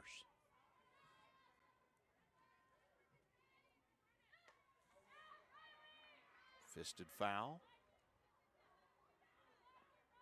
Well, when I went to bed last night, this is not what I envisioned. No, right? not at all. In this game, I thought, well, we're probably in store for another pretty good pitching matchup. 2 teams with what had been good defense up until today.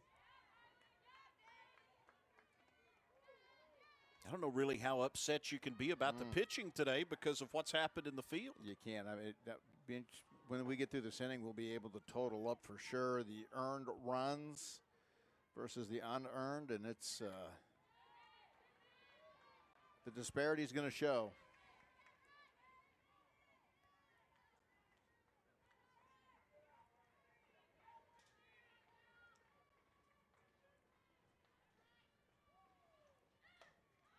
Popped up. Shallow center. Coming in is Cernuto, and she's got it for the final out. Wofford sends 9 batters to the plate. They score 5 runs, and they reclaim the lead over Chattanooga. It is 8-5 Terriers. We go to the home half of the 4th inning.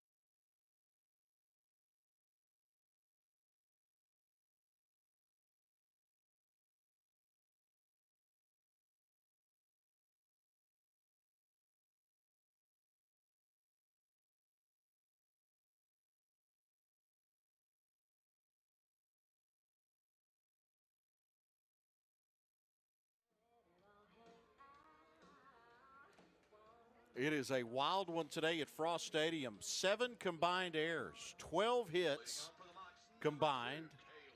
And an 8-6 lead, or an 8-5 lead, rather, for Wofford. We'll see a new pitcher in the circle now. Margaret Axelson, the sophomore.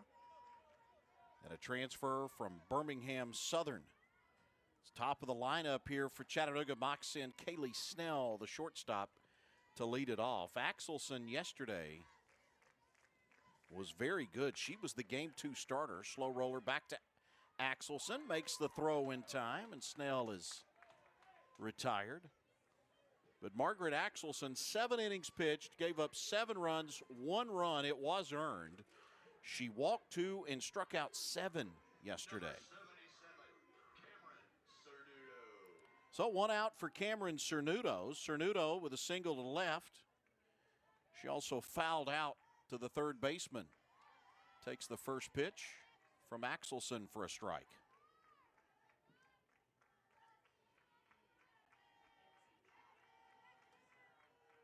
Well, it's early. This could change, but there's been, 13 runs in this game, and 8 have been earned.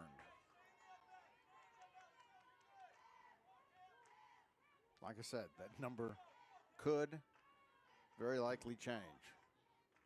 Both runs and whether or not they're earned or unearned.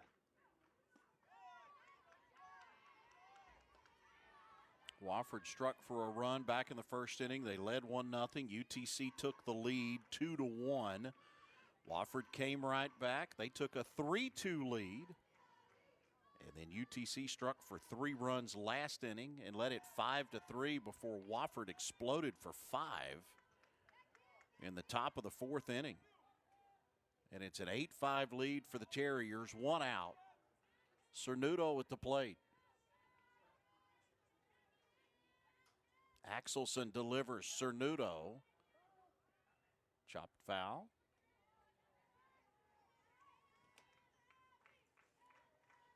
Chattanooga with a 3-run homer by Addie Keelan last inning. Just the 9th home run allowed by Wofford pitching this year. First homer of this series. Cernudo goes down swinging. That's the first out for Axelson. Number 5, Olivia LaPerry.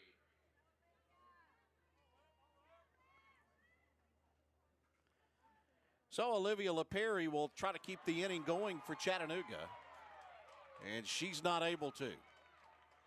That is the 4th inning. We go to the 5th. Wofford leading Chattanooga 8-5. We'll return back to Frost Stadium after this.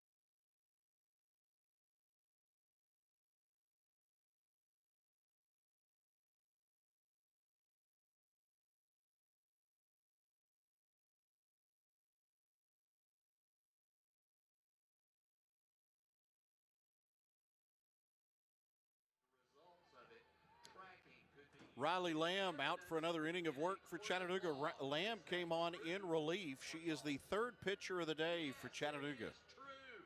Neva, you are definitely a dog expert. Congratulations. You're going home with a prize. And thanks for playing today. We'll see Olivia Linzen, the catcher.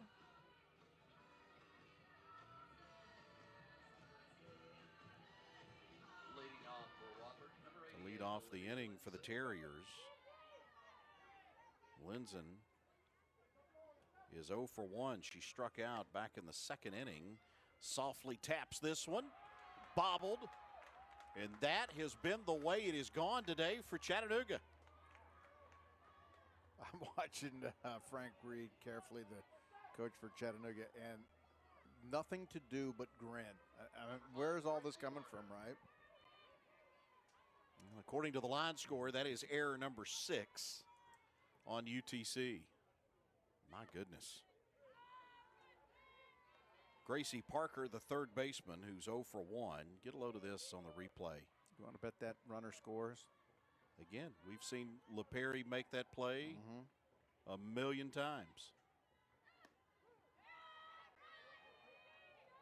Parker hit into a double play back in the second inning, walked and scored last inning. As Wofford put a 5 spot on the board last inning.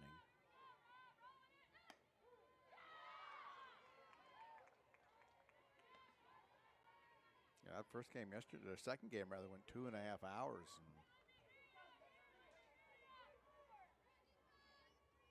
I would say we're going to get close to that again today. Well, we're at an hour and 40 plus.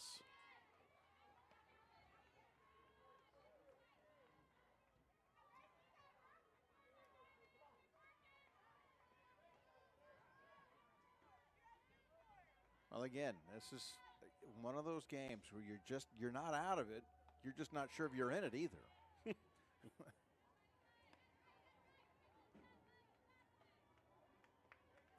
Chattanooga's defense, the best statistically in the Southern Conference coming into this series. Had an error in each game yesterday. And today, as Parker goes down with a strikeout.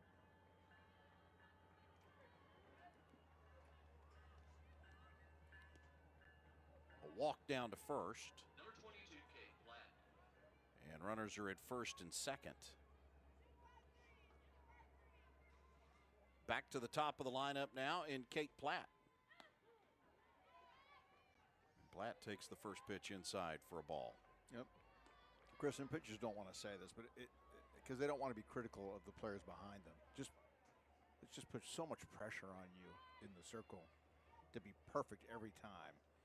And then the other team starts to sit in that strike zone, and they're going to hammer away. 6 errors for Chattanooga today. 8 in this series for the Mocs. To put that into perspective, prior to yesterday,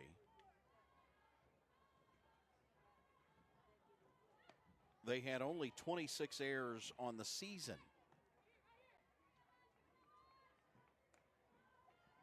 And as you pointed out, just the routine stuff, right? And, normally you can kind of deal with the throwing errors, but the number of dropped ground balls or fly balls that we've seen tonight, or today rather, is just unexplainable. Runners on first and second. There's nobody out.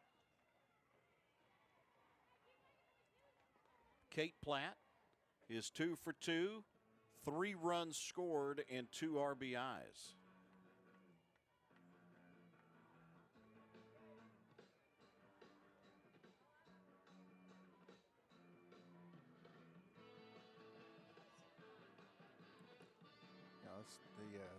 The UNCG game against Sanford is not till 5 o'clock today. They're going to have an idea of they're going to know just where they sit when this one's over.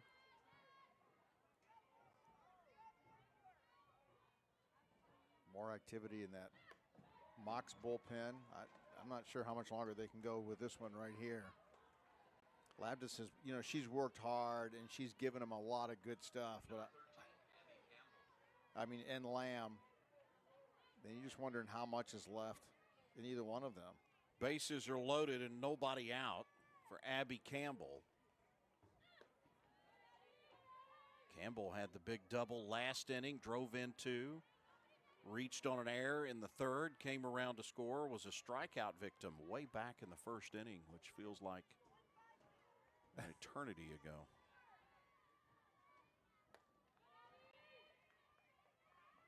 I was looking at Loftus' line score.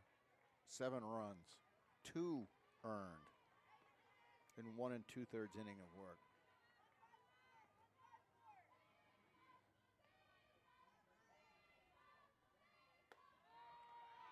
Missed up high.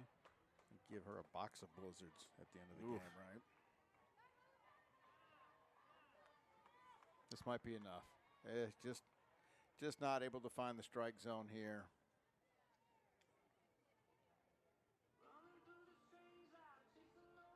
Looks like they are going to make the change.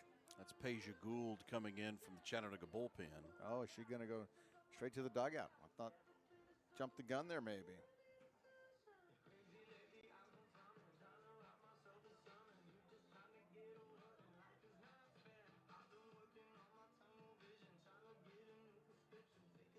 Watching a coachable moment out there. Wofford will have a midweek tilt against Winthrop University on Wednesday, and then they'll get Western Carolina next weekend. Western Carolina at 2-6 in the Southern Conference. They split a doubleheader yesterday against ETSU. Western took the first one 8-3, and then the Bucks came back and notched the 2-1 win in the second game.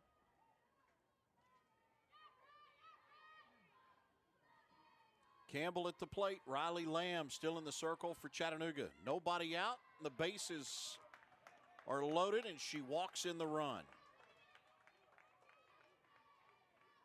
Campbell goes to first. Platt goes to second. Parker goes to third. Linzen comes home. And here comes Peja Gould. And this will be the fourth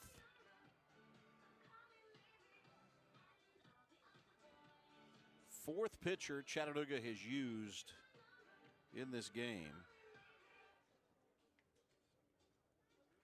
Gould saw some time yesterday. He worked 3 innings of 5-hit ball, gave up 2 runs. None of those were earned, by the way. She walked 2 and struck out 2. That all came in the second game yesterday. She inherits a tough situation here. Bases loaded and nobody out. Yeah, this is typically where you're just asking them, let's see if we can keep the ball low in the strike zone, maybe get a ground ball.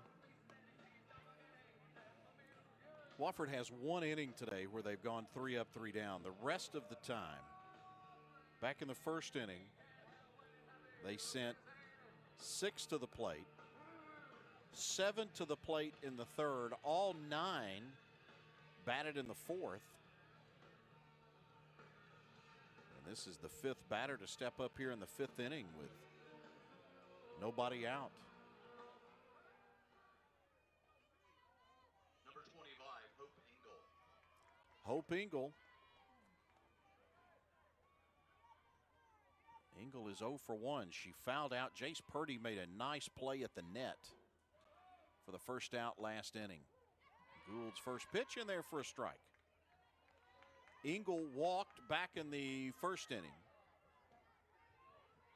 Reached on an error in the third. And then fouled out.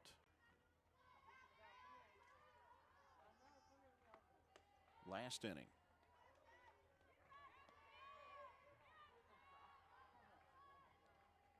Because they are drawn up in on this defense. Now just backing off slightly. Anything on the ground is going to happen fast here. There's a ground ball. Phillips has it. Gets 1 at home. And that will erase Parker.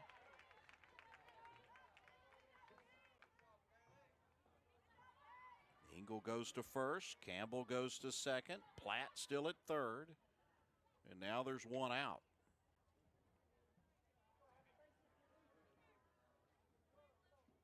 And Haviland Abernathy, the right fielder, will step in. Abernathy singled and drove home a run in the first inning. Reached on an error in the third. And then grounded out to LaPerry last inning.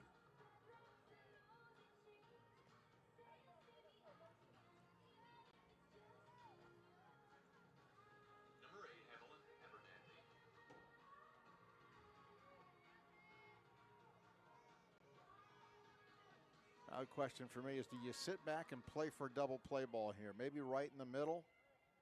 Try to get out of this inning? Popped over the head of Snell at shortstop. 1 run is in. Runners have to hold up. And the RBI blooper by Abernathy. Well, that's, I'm not sure, even if that infield's at normal depth, makes a play on that. Sounded like she hit a sock. It did, didn't it? Floated into center field and dropped down. Another run is in. That is the second this inning for Wofford. And Caitlin Greenwood, the shortstop, who is 0 for 2. See Platt ready to run and sprints home. Bases remain loaded. And there's 1 out.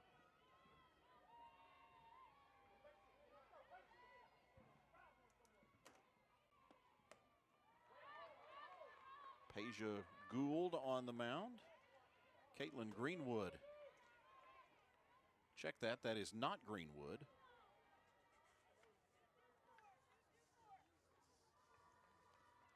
That is Bergen Needles. Check that. Needless.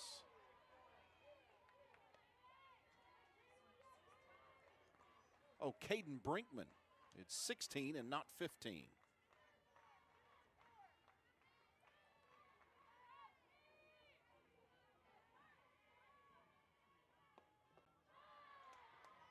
So Brinkman will bat here in the 5th.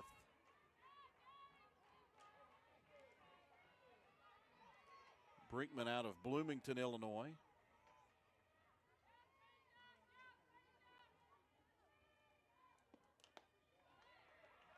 And there's the walk. Wow.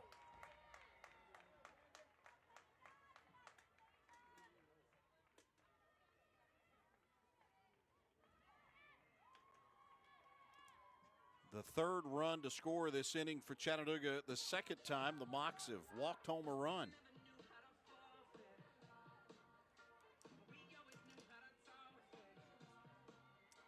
Greenwood will come back in to run, and Megan Towery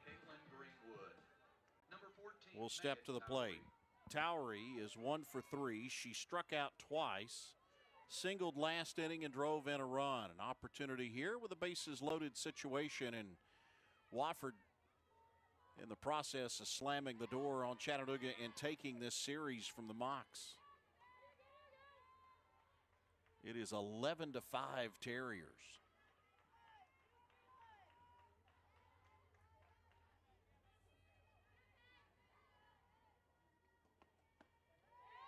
Towery checks her swing. Last down at first. And then they want to ask over to third. And he points down to third. That's Jeffrey Blanken at first base. Michael Stewart at third. Nelson Rosa behind the plate. And this is the kind of day it has been. Frank Reed has come out. He's taken the ball out of the catcher's hands.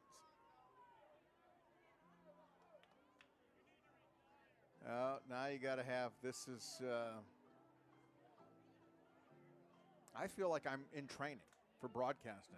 How would you write a scorebook? Or they're going to say now that she did indeed go around for the strike. And so that will eliminate at least a conversation at home plate between Frank Reed and the home plate umpire. 0-2 the count on Towery.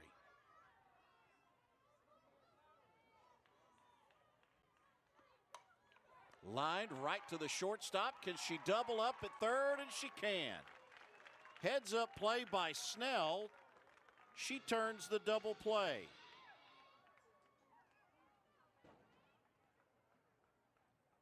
Engel erased over at third. And that will do it for Wofford here in the 5th inning, but not before the Terriers send 8 more to the plate. They score 3. Chattanooga coming to the bat in the bottom of the half of the inning after this timeout. At Southeastern Freight Lines, our driving force is a commitment to quality without question, and we're seeking future leaders who want to make an impact in their community. Family owned since 1950, Southeastern is a best-in-class carrier, offering outstanding pay and benefits, a strong culture of integrity, and comprehensive training with top-notch equipment and service centers. There's never been a more exciting time to take the driver's seat. Join our team at SEFLcareers.com. Good night. Good night. Hey, I was watching that. You've seen it like 10 times. You've seen it 10 times. I drive the carpool in the morning. Yeah, we both have to get up early. Just turn it back on. Okay.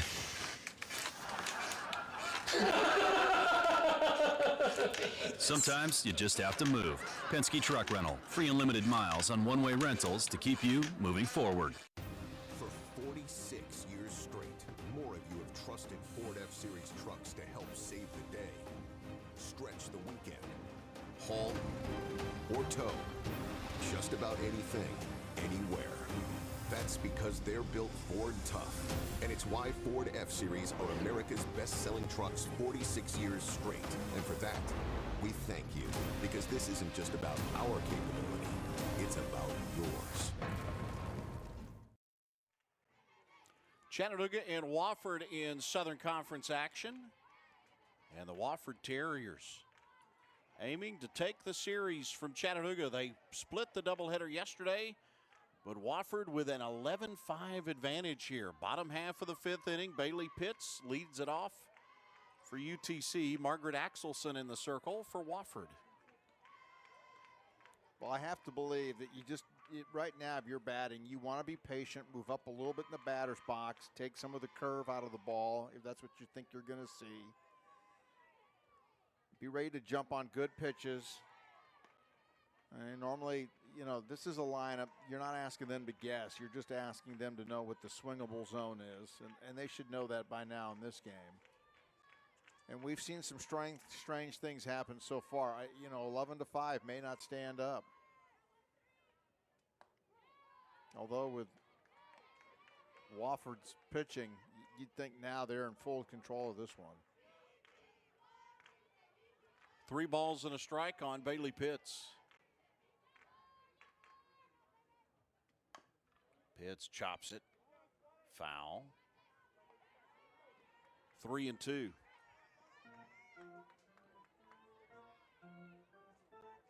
Well, despite the outcome today, Chattanooga will head to UNCG next weekend. A couple of teams, depending on how the Spartans do today, maybe licking their wounds going into next weekend. UNCG gotten off, much like Chattanooga, off to a 6-0 start in the conference, and they dropped both games yesterday to Samford. This weekend's got to feel like it is in the blender for the league. Grounded, base hit. Well, that's how it's going to happen, right? It's going to be one hit at a time. Although in this game we've seen one error at a time, one walk at a time, but. Base hit for Bailey Pitts. That's her first of the day. She's now 1 for 3, and Kendall Forsyth will step in. Forsyth is 1 for 1, single to left. She has scored 2 runs today. She reached on an error by Parker back in the second inning.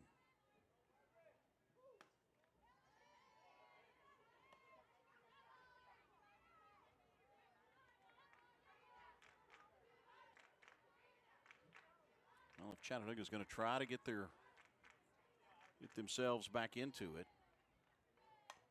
they need to have a big inning.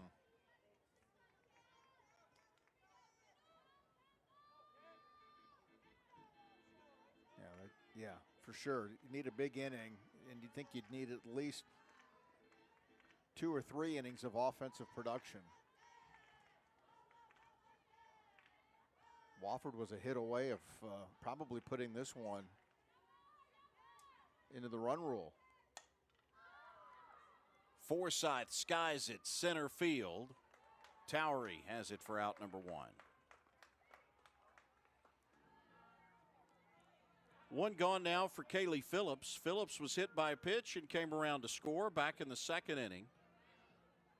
Singled and scored in the third.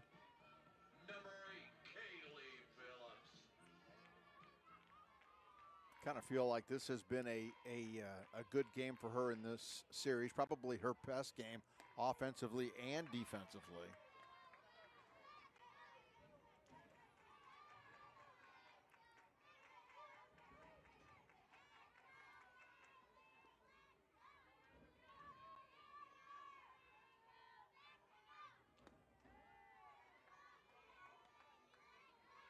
Axelson misses low, and the count goes to 1-1. There's a look at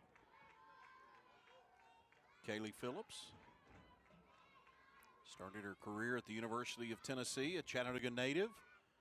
Wanted to come home, hits this one off the end of the bat into left center. Rounding third is Pitts, and she will score in a stand-up double by Kaylee Phillips.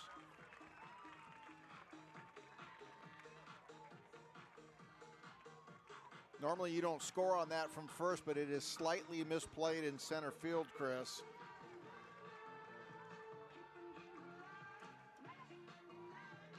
Phillips with an RBI. See it here on the replay. Number 14, Addie Keelan. I said center, I meant left, and you can see it just gets around the outfielder there. A little bit of confusion. So Addie Keelan with a 3-run homer to her credit. We may see a runner here in place of Kaylee Phillips. I believe that's going to be the situation.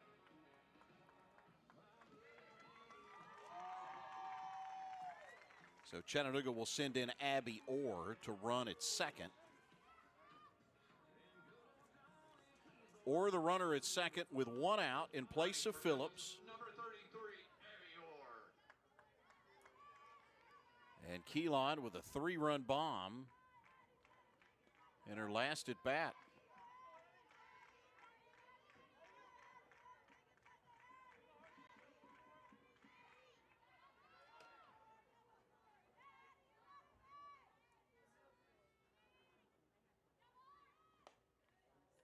Line foul.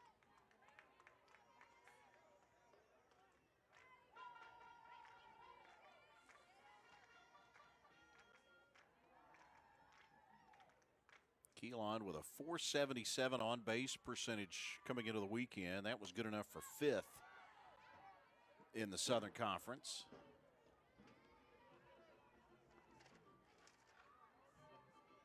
Southern Conference all first team selection during the preseason. The 1-2 from Axelson. In the dirt, count evens at 2-2.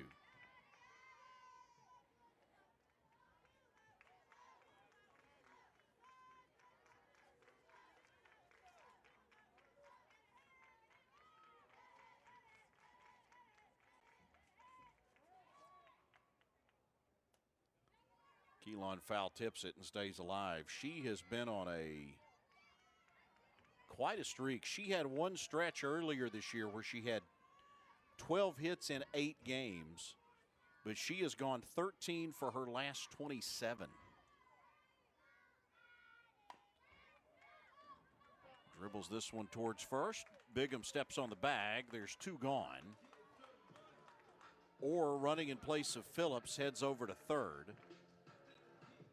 So there's 2 outs and a runner at third now for Jace Purdy. Purdy, the Chattanooga catcher, reached on an error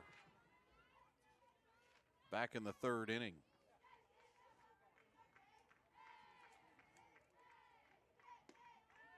You know, the one thing we haven't seen in this series has been more than 2 pitchers in a game for Wofford. You wonder where they would go if they had to go to their bullpen.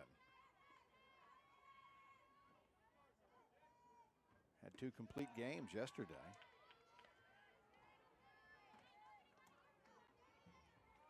Two and 0 the count on Jace Purdy.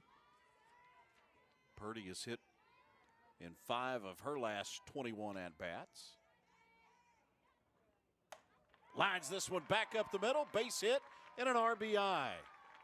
Orr comes on to score.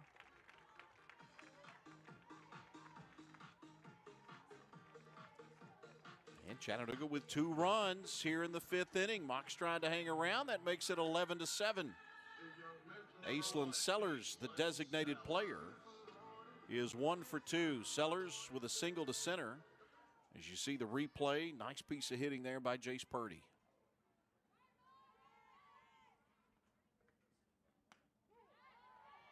First pitch strike to Sellers.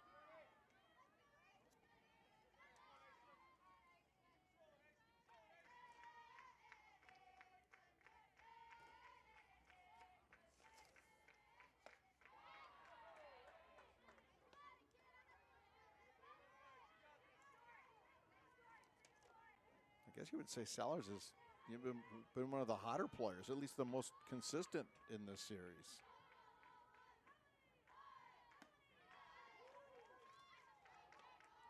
Sellers yesterday went 2 for 3, and she's 1 for 2 today.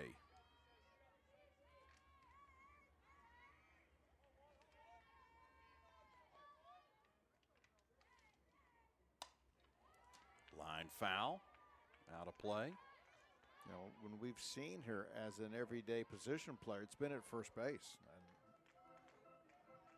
And that is, it feels like that is clearly locked down by Forsythe.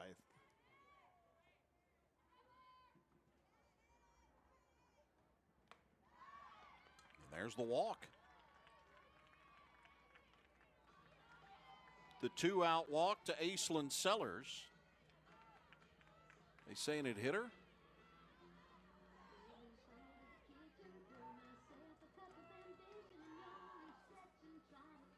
Sellers is at first. Purdy is at second. And we go to the top of the lineup now, and Kaylee Snell. Yeah, they did. Yeah, they're saying she got hit. I didn't see it. Snell, the grounder to short, and Greenwood makes the play. And that will do it for Chattanooga here in the 5th. Not before the Mocs can bring home 2 more. It's 11-7. Wofford leading Chattanooga. We head to the 6th inning.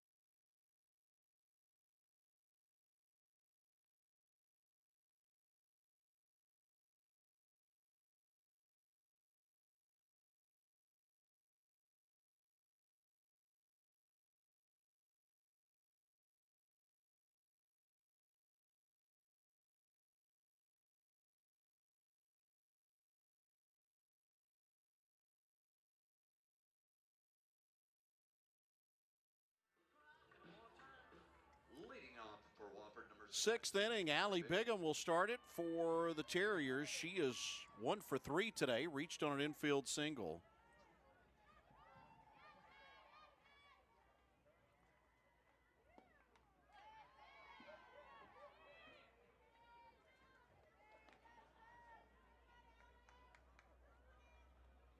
You know, back in the 4th inning, she was the 9th batter to the plate in the 4th, and would have been the 9th batter to the plate in the 5th had there not been an inning-ending double play.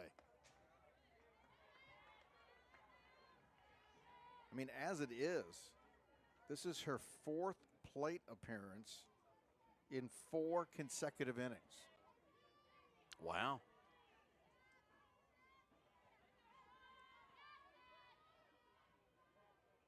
There's something you don't expect every day when you come to the park. You're going to bat in every inning. Right. And she was 1 out away from batting in the first inning, as Towery was the third out in front of her.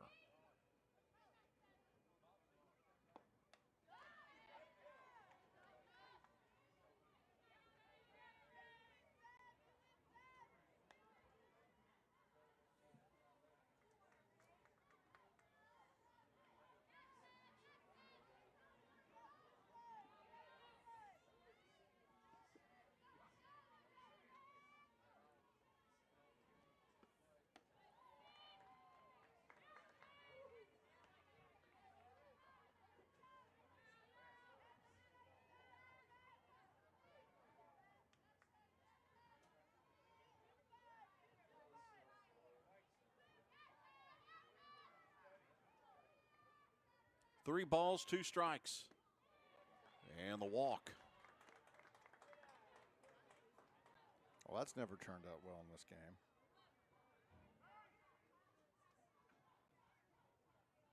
At least for the defense.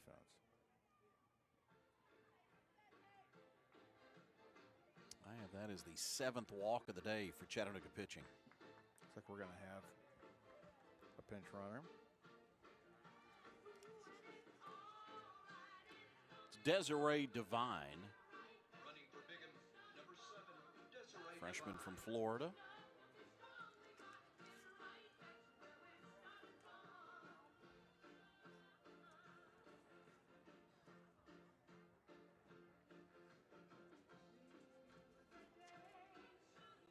Just trying to get that to those 8 runs, maybe. Olivia Linson, the catcher, who is 0 for 1. She's walked and scored, reached on an error and scored. Peja Gould in the circle for Chattanooga. Number 88, Olivia Linson.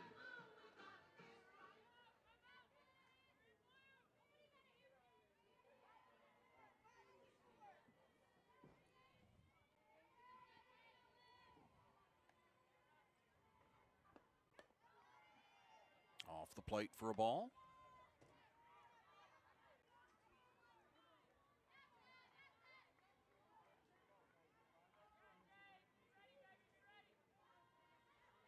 Well, I tell you, her defense has really impressed me in this series. She's a quality backstop. You've seen her throw out some runners. She's handled some really good pitching.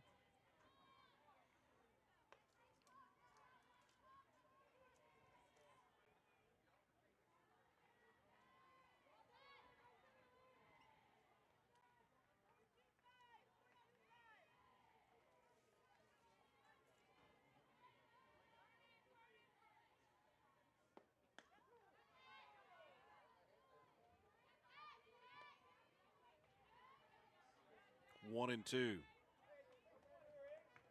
Devine, the runner at first, in place of Bigham.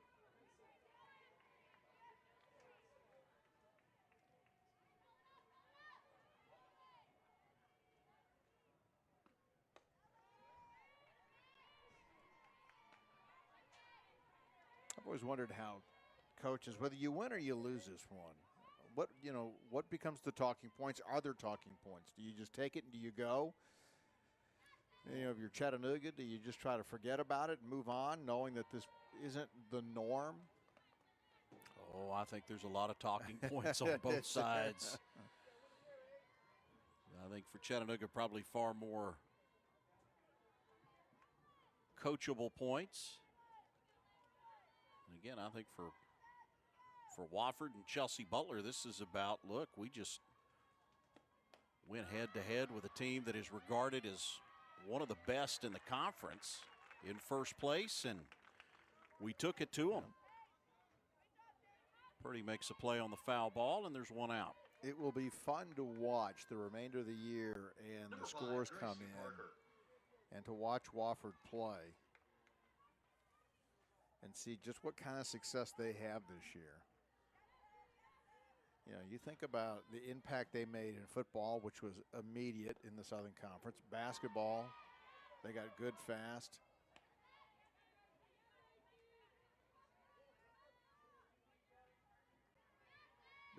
Is that the future also for their softball team here?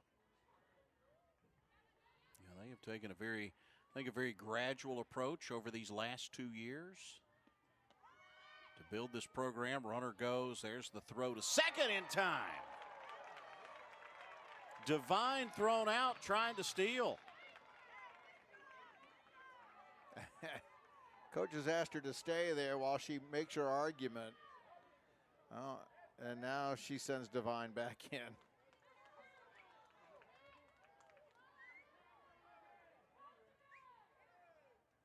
Two outs now, nobody on base for Gracie Parker. Parker, the number 9 hitter in this lineup. She grounded into a double play. Get a look at it here on this replay. Ooh, that's a tough one. That tag is on the second half of the body. That looked like a clean steal. Parker grounded into a double play back in the second inning. She walked in the 4th and then walked again in the 5th. She has scored 1 run today. And that, obviously that would be the argument is she tagged her up around the armpit. And I believe that was the complaint that Chelsea Butler had. And we talk about Wofford building this program. They have done it very, very methodically. They started even before Butler was hired.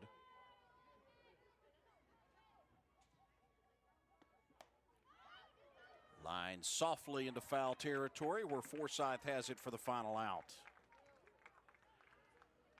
Wofford goes 3 up, 3 down for only the second time today. Terriers with an 11-7 lead over Chattanooga. We go to the bottom of the 6th inning.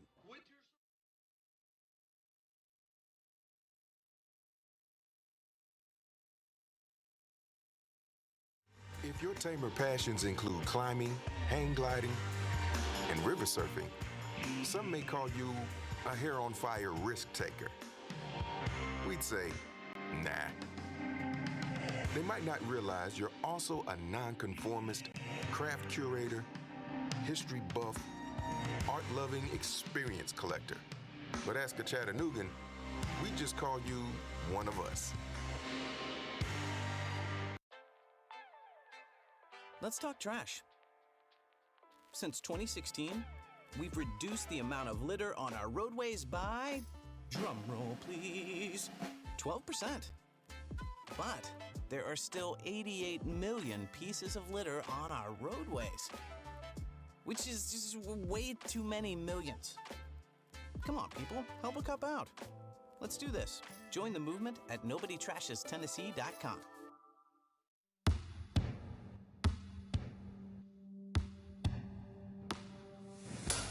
There's a beat in all of us. It drives us, it inspires us, and it pushes us through. It is there in preparation, it is there in battle, it is there in defeat, and success. It's the engine, it's our God. And this beat is my own. This beat is how I live. And this is how I hydrate. Body Armor Sport Water, hydration for athletes. Supported by EPB, Chattanooga's #1 internet. Get the gig and enjoy 1,000 megabits per second of speed for seamless HD streaming, lightning fast internet, fast downloads, and lag-free gaming. And Food City, the official supermarket of Chattanooga Athletics. Food City, value every day. Margaret Axelson still in the circle for Wofford. She came on in relief of Abby Greenwood back in the 4th inning. As Chattanooga will send Cameron Cernuto to the plate to start things. Cernuto with a high chopper that goes foul.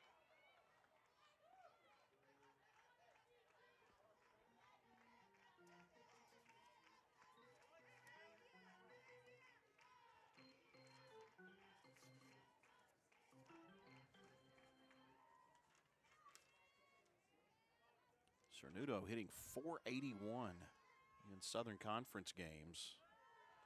She is 1 for 3 today. Struck out in her last at bat back in the 4th inning. That One hit was a single way back in the first inning. She was then erased on a fielder's choice. Lays down the bunt. Parker makes the throw in time.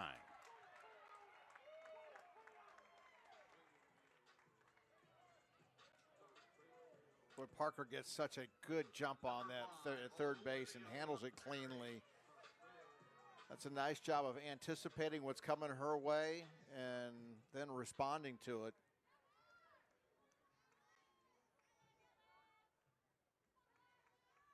One out for Olivia LaPerry. LaPerry is 0 for 3. Reached on a fielder's choice back in the first.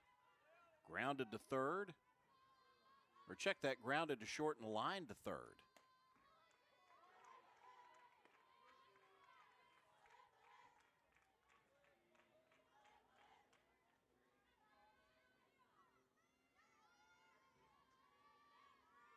Chattanooga put 2 on the board last inning. Mox got 2 runs on 3 hits for the game. Chattanooga with 7 runs on 9 hits. 2 Wofford errors. Chattanooga has left 5 on base today.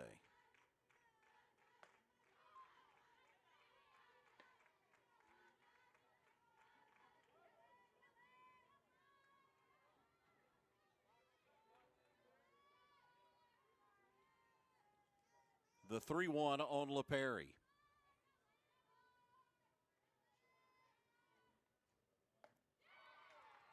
Three and 2. You look at the top of this lineup today, Chris, and just like yesterday, it has not done much. It's 0 for 4, 1 for 4, 0 for 3. That is a combined 1 for 11 today from the first 3 hitters for Chattanooga. And there's really not much behind it either. The only one with multiple hits today has been Phillips. Kaylee Phillips has gone 2 for 2 with a double and an RBI, scored 3 runs today. And think about this. Wofford has 11 runs in this game. And they've got 4 players that have gone hitless. Again, this is all taking us back to the errors. Chattanooga charged with 6 errors today. LaPerry running at first. Bailey Pitts singled and scored the last time up. She's 1 for 3.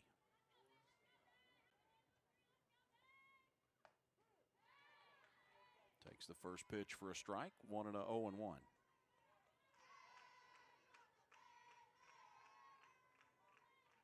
Had 13 left on base again.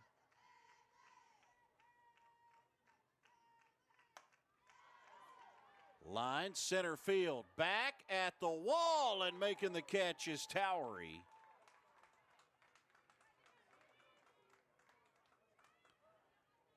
Pitts gave it a ride, and Megan Towery at the wall makes the catch for out number 2. LaPerry has to hold at first. And watch this from Bailey Pitts. About 2 more feet. And it would have been the second home run of the day for Chattanooga. Mox got a homer from Addie Keelan back in the third. 2 outs for Kendall Forsythe. Forsythe is 1 for 2. She scored 2 runs. She reached on the first Wofford error today and came around to score.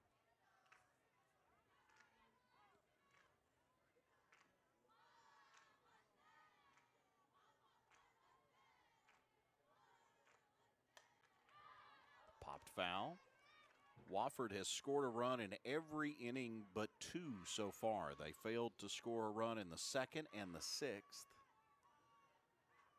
Chattanooga has not or did not score in the first or the 4th. And so far a goose egg here in the 6th.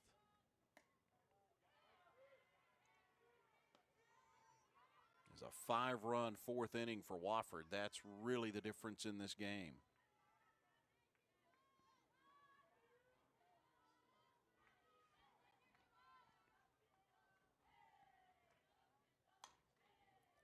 Chop to third. There's Parker again. She's had a good day in the field. Makes the long throw. Forsyth is retired, and down goes Chattanooga in the 6th. We go to the top of the 7th inning. Wofford with an 11-7 lead on Chattanooga.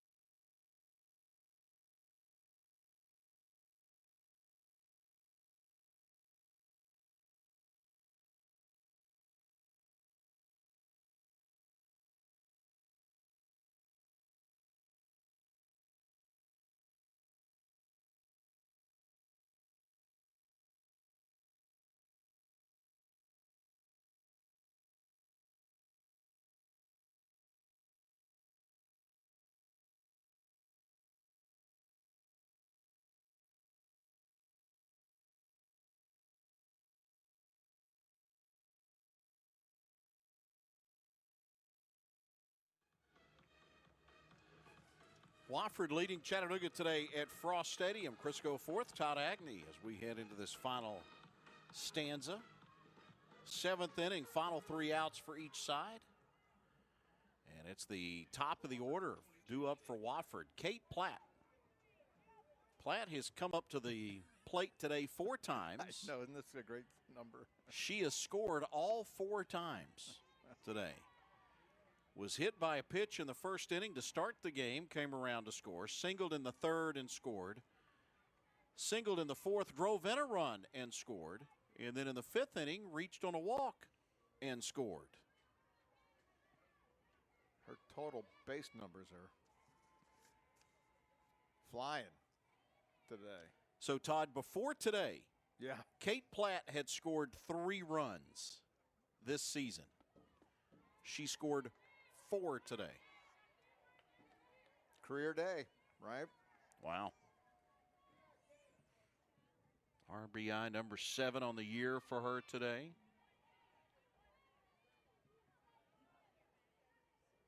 Some limited time. This is only her 10th game of the season.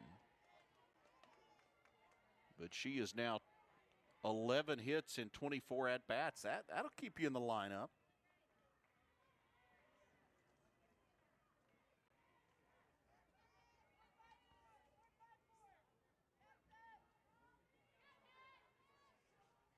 Peja Gould in the circle for Chattanooga.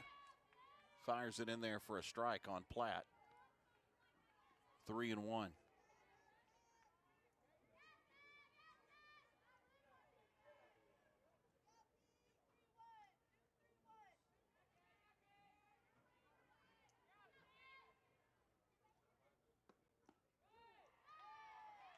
Three and 2. Peja Gould in a little bit of a hole early has fought back to a full count.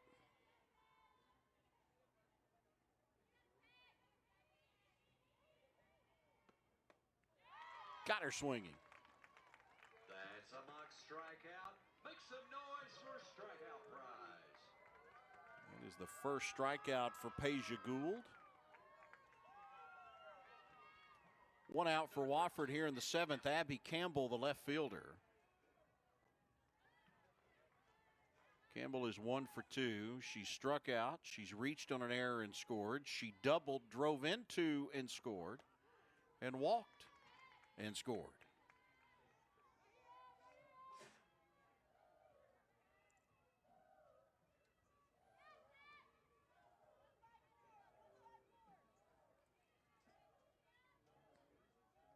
You're talking about the runs here. There's Purdy. I'm going to call that one off, I think. As you look at the top of the lineup, this is what you want, right? You've got 7 runs out of your top 2 batters today.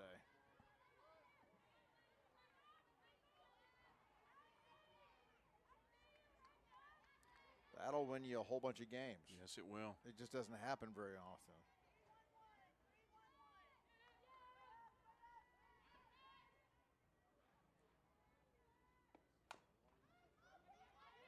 Gould, 2 out.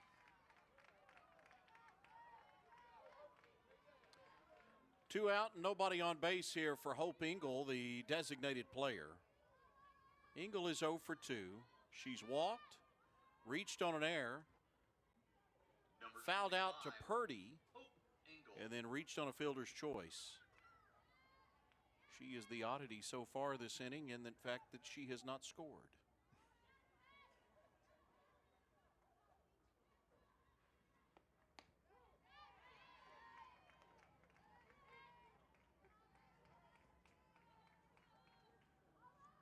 Win today by Wofford would make them 14-16 on the year. They would pull closer to 500 in the Southern Conference. A win here, they go to 4-5, and this would be their 5th road win of the year.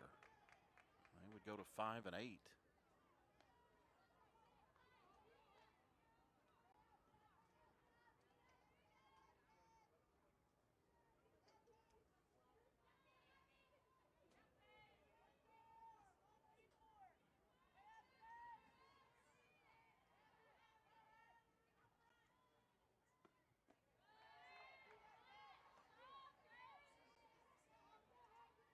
One and two.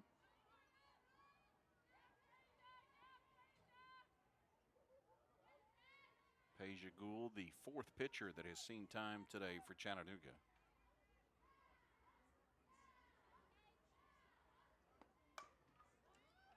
Ground ball to Snell. Inning over.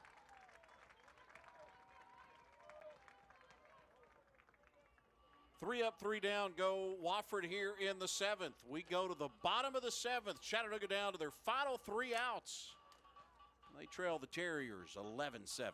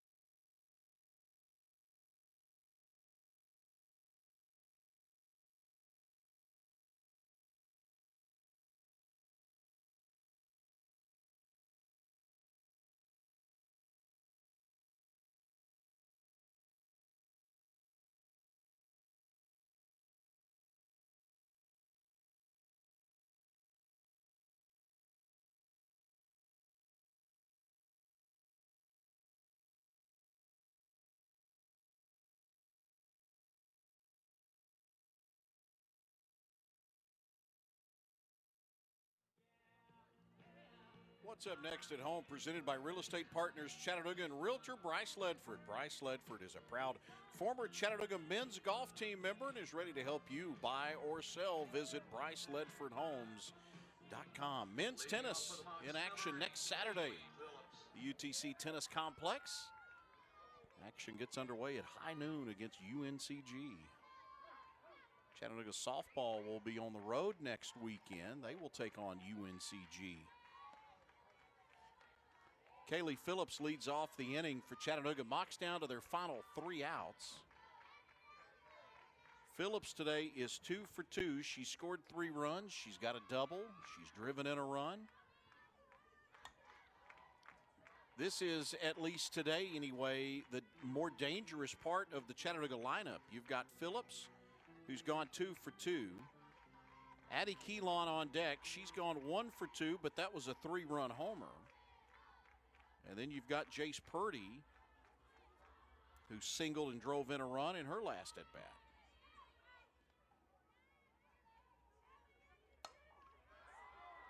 Fly ball, right center. Abernathy makes the catch. There's one gone.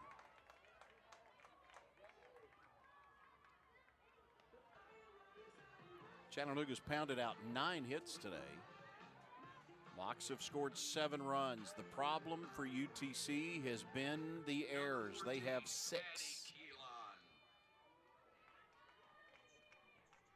Keelan with a sacrifice back in the 2nd inning, a 3-run homer in the 3rd, and then grounded out to first back in the 5th.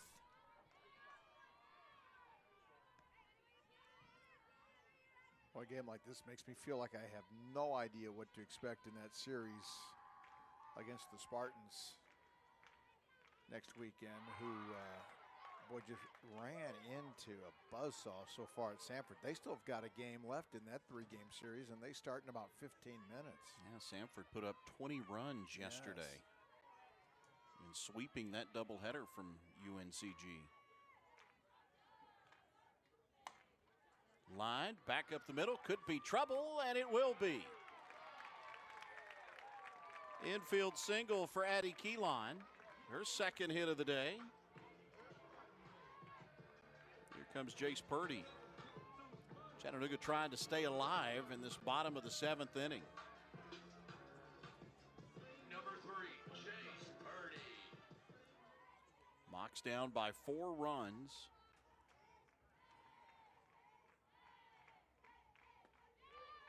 Purdy with a whiff. She reached on an error back in the 3rd inning. And then in the 5th, had a single and an RBI.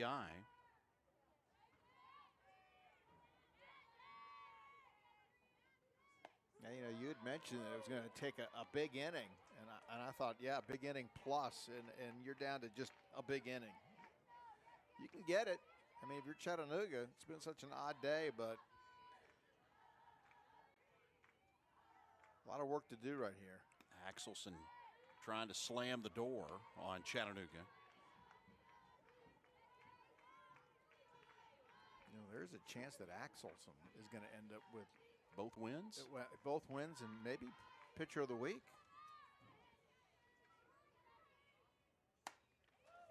Lined right at the 2nd baseman. There's one. Can they turn the double play? They do. And Wofford defeats Chattanooga.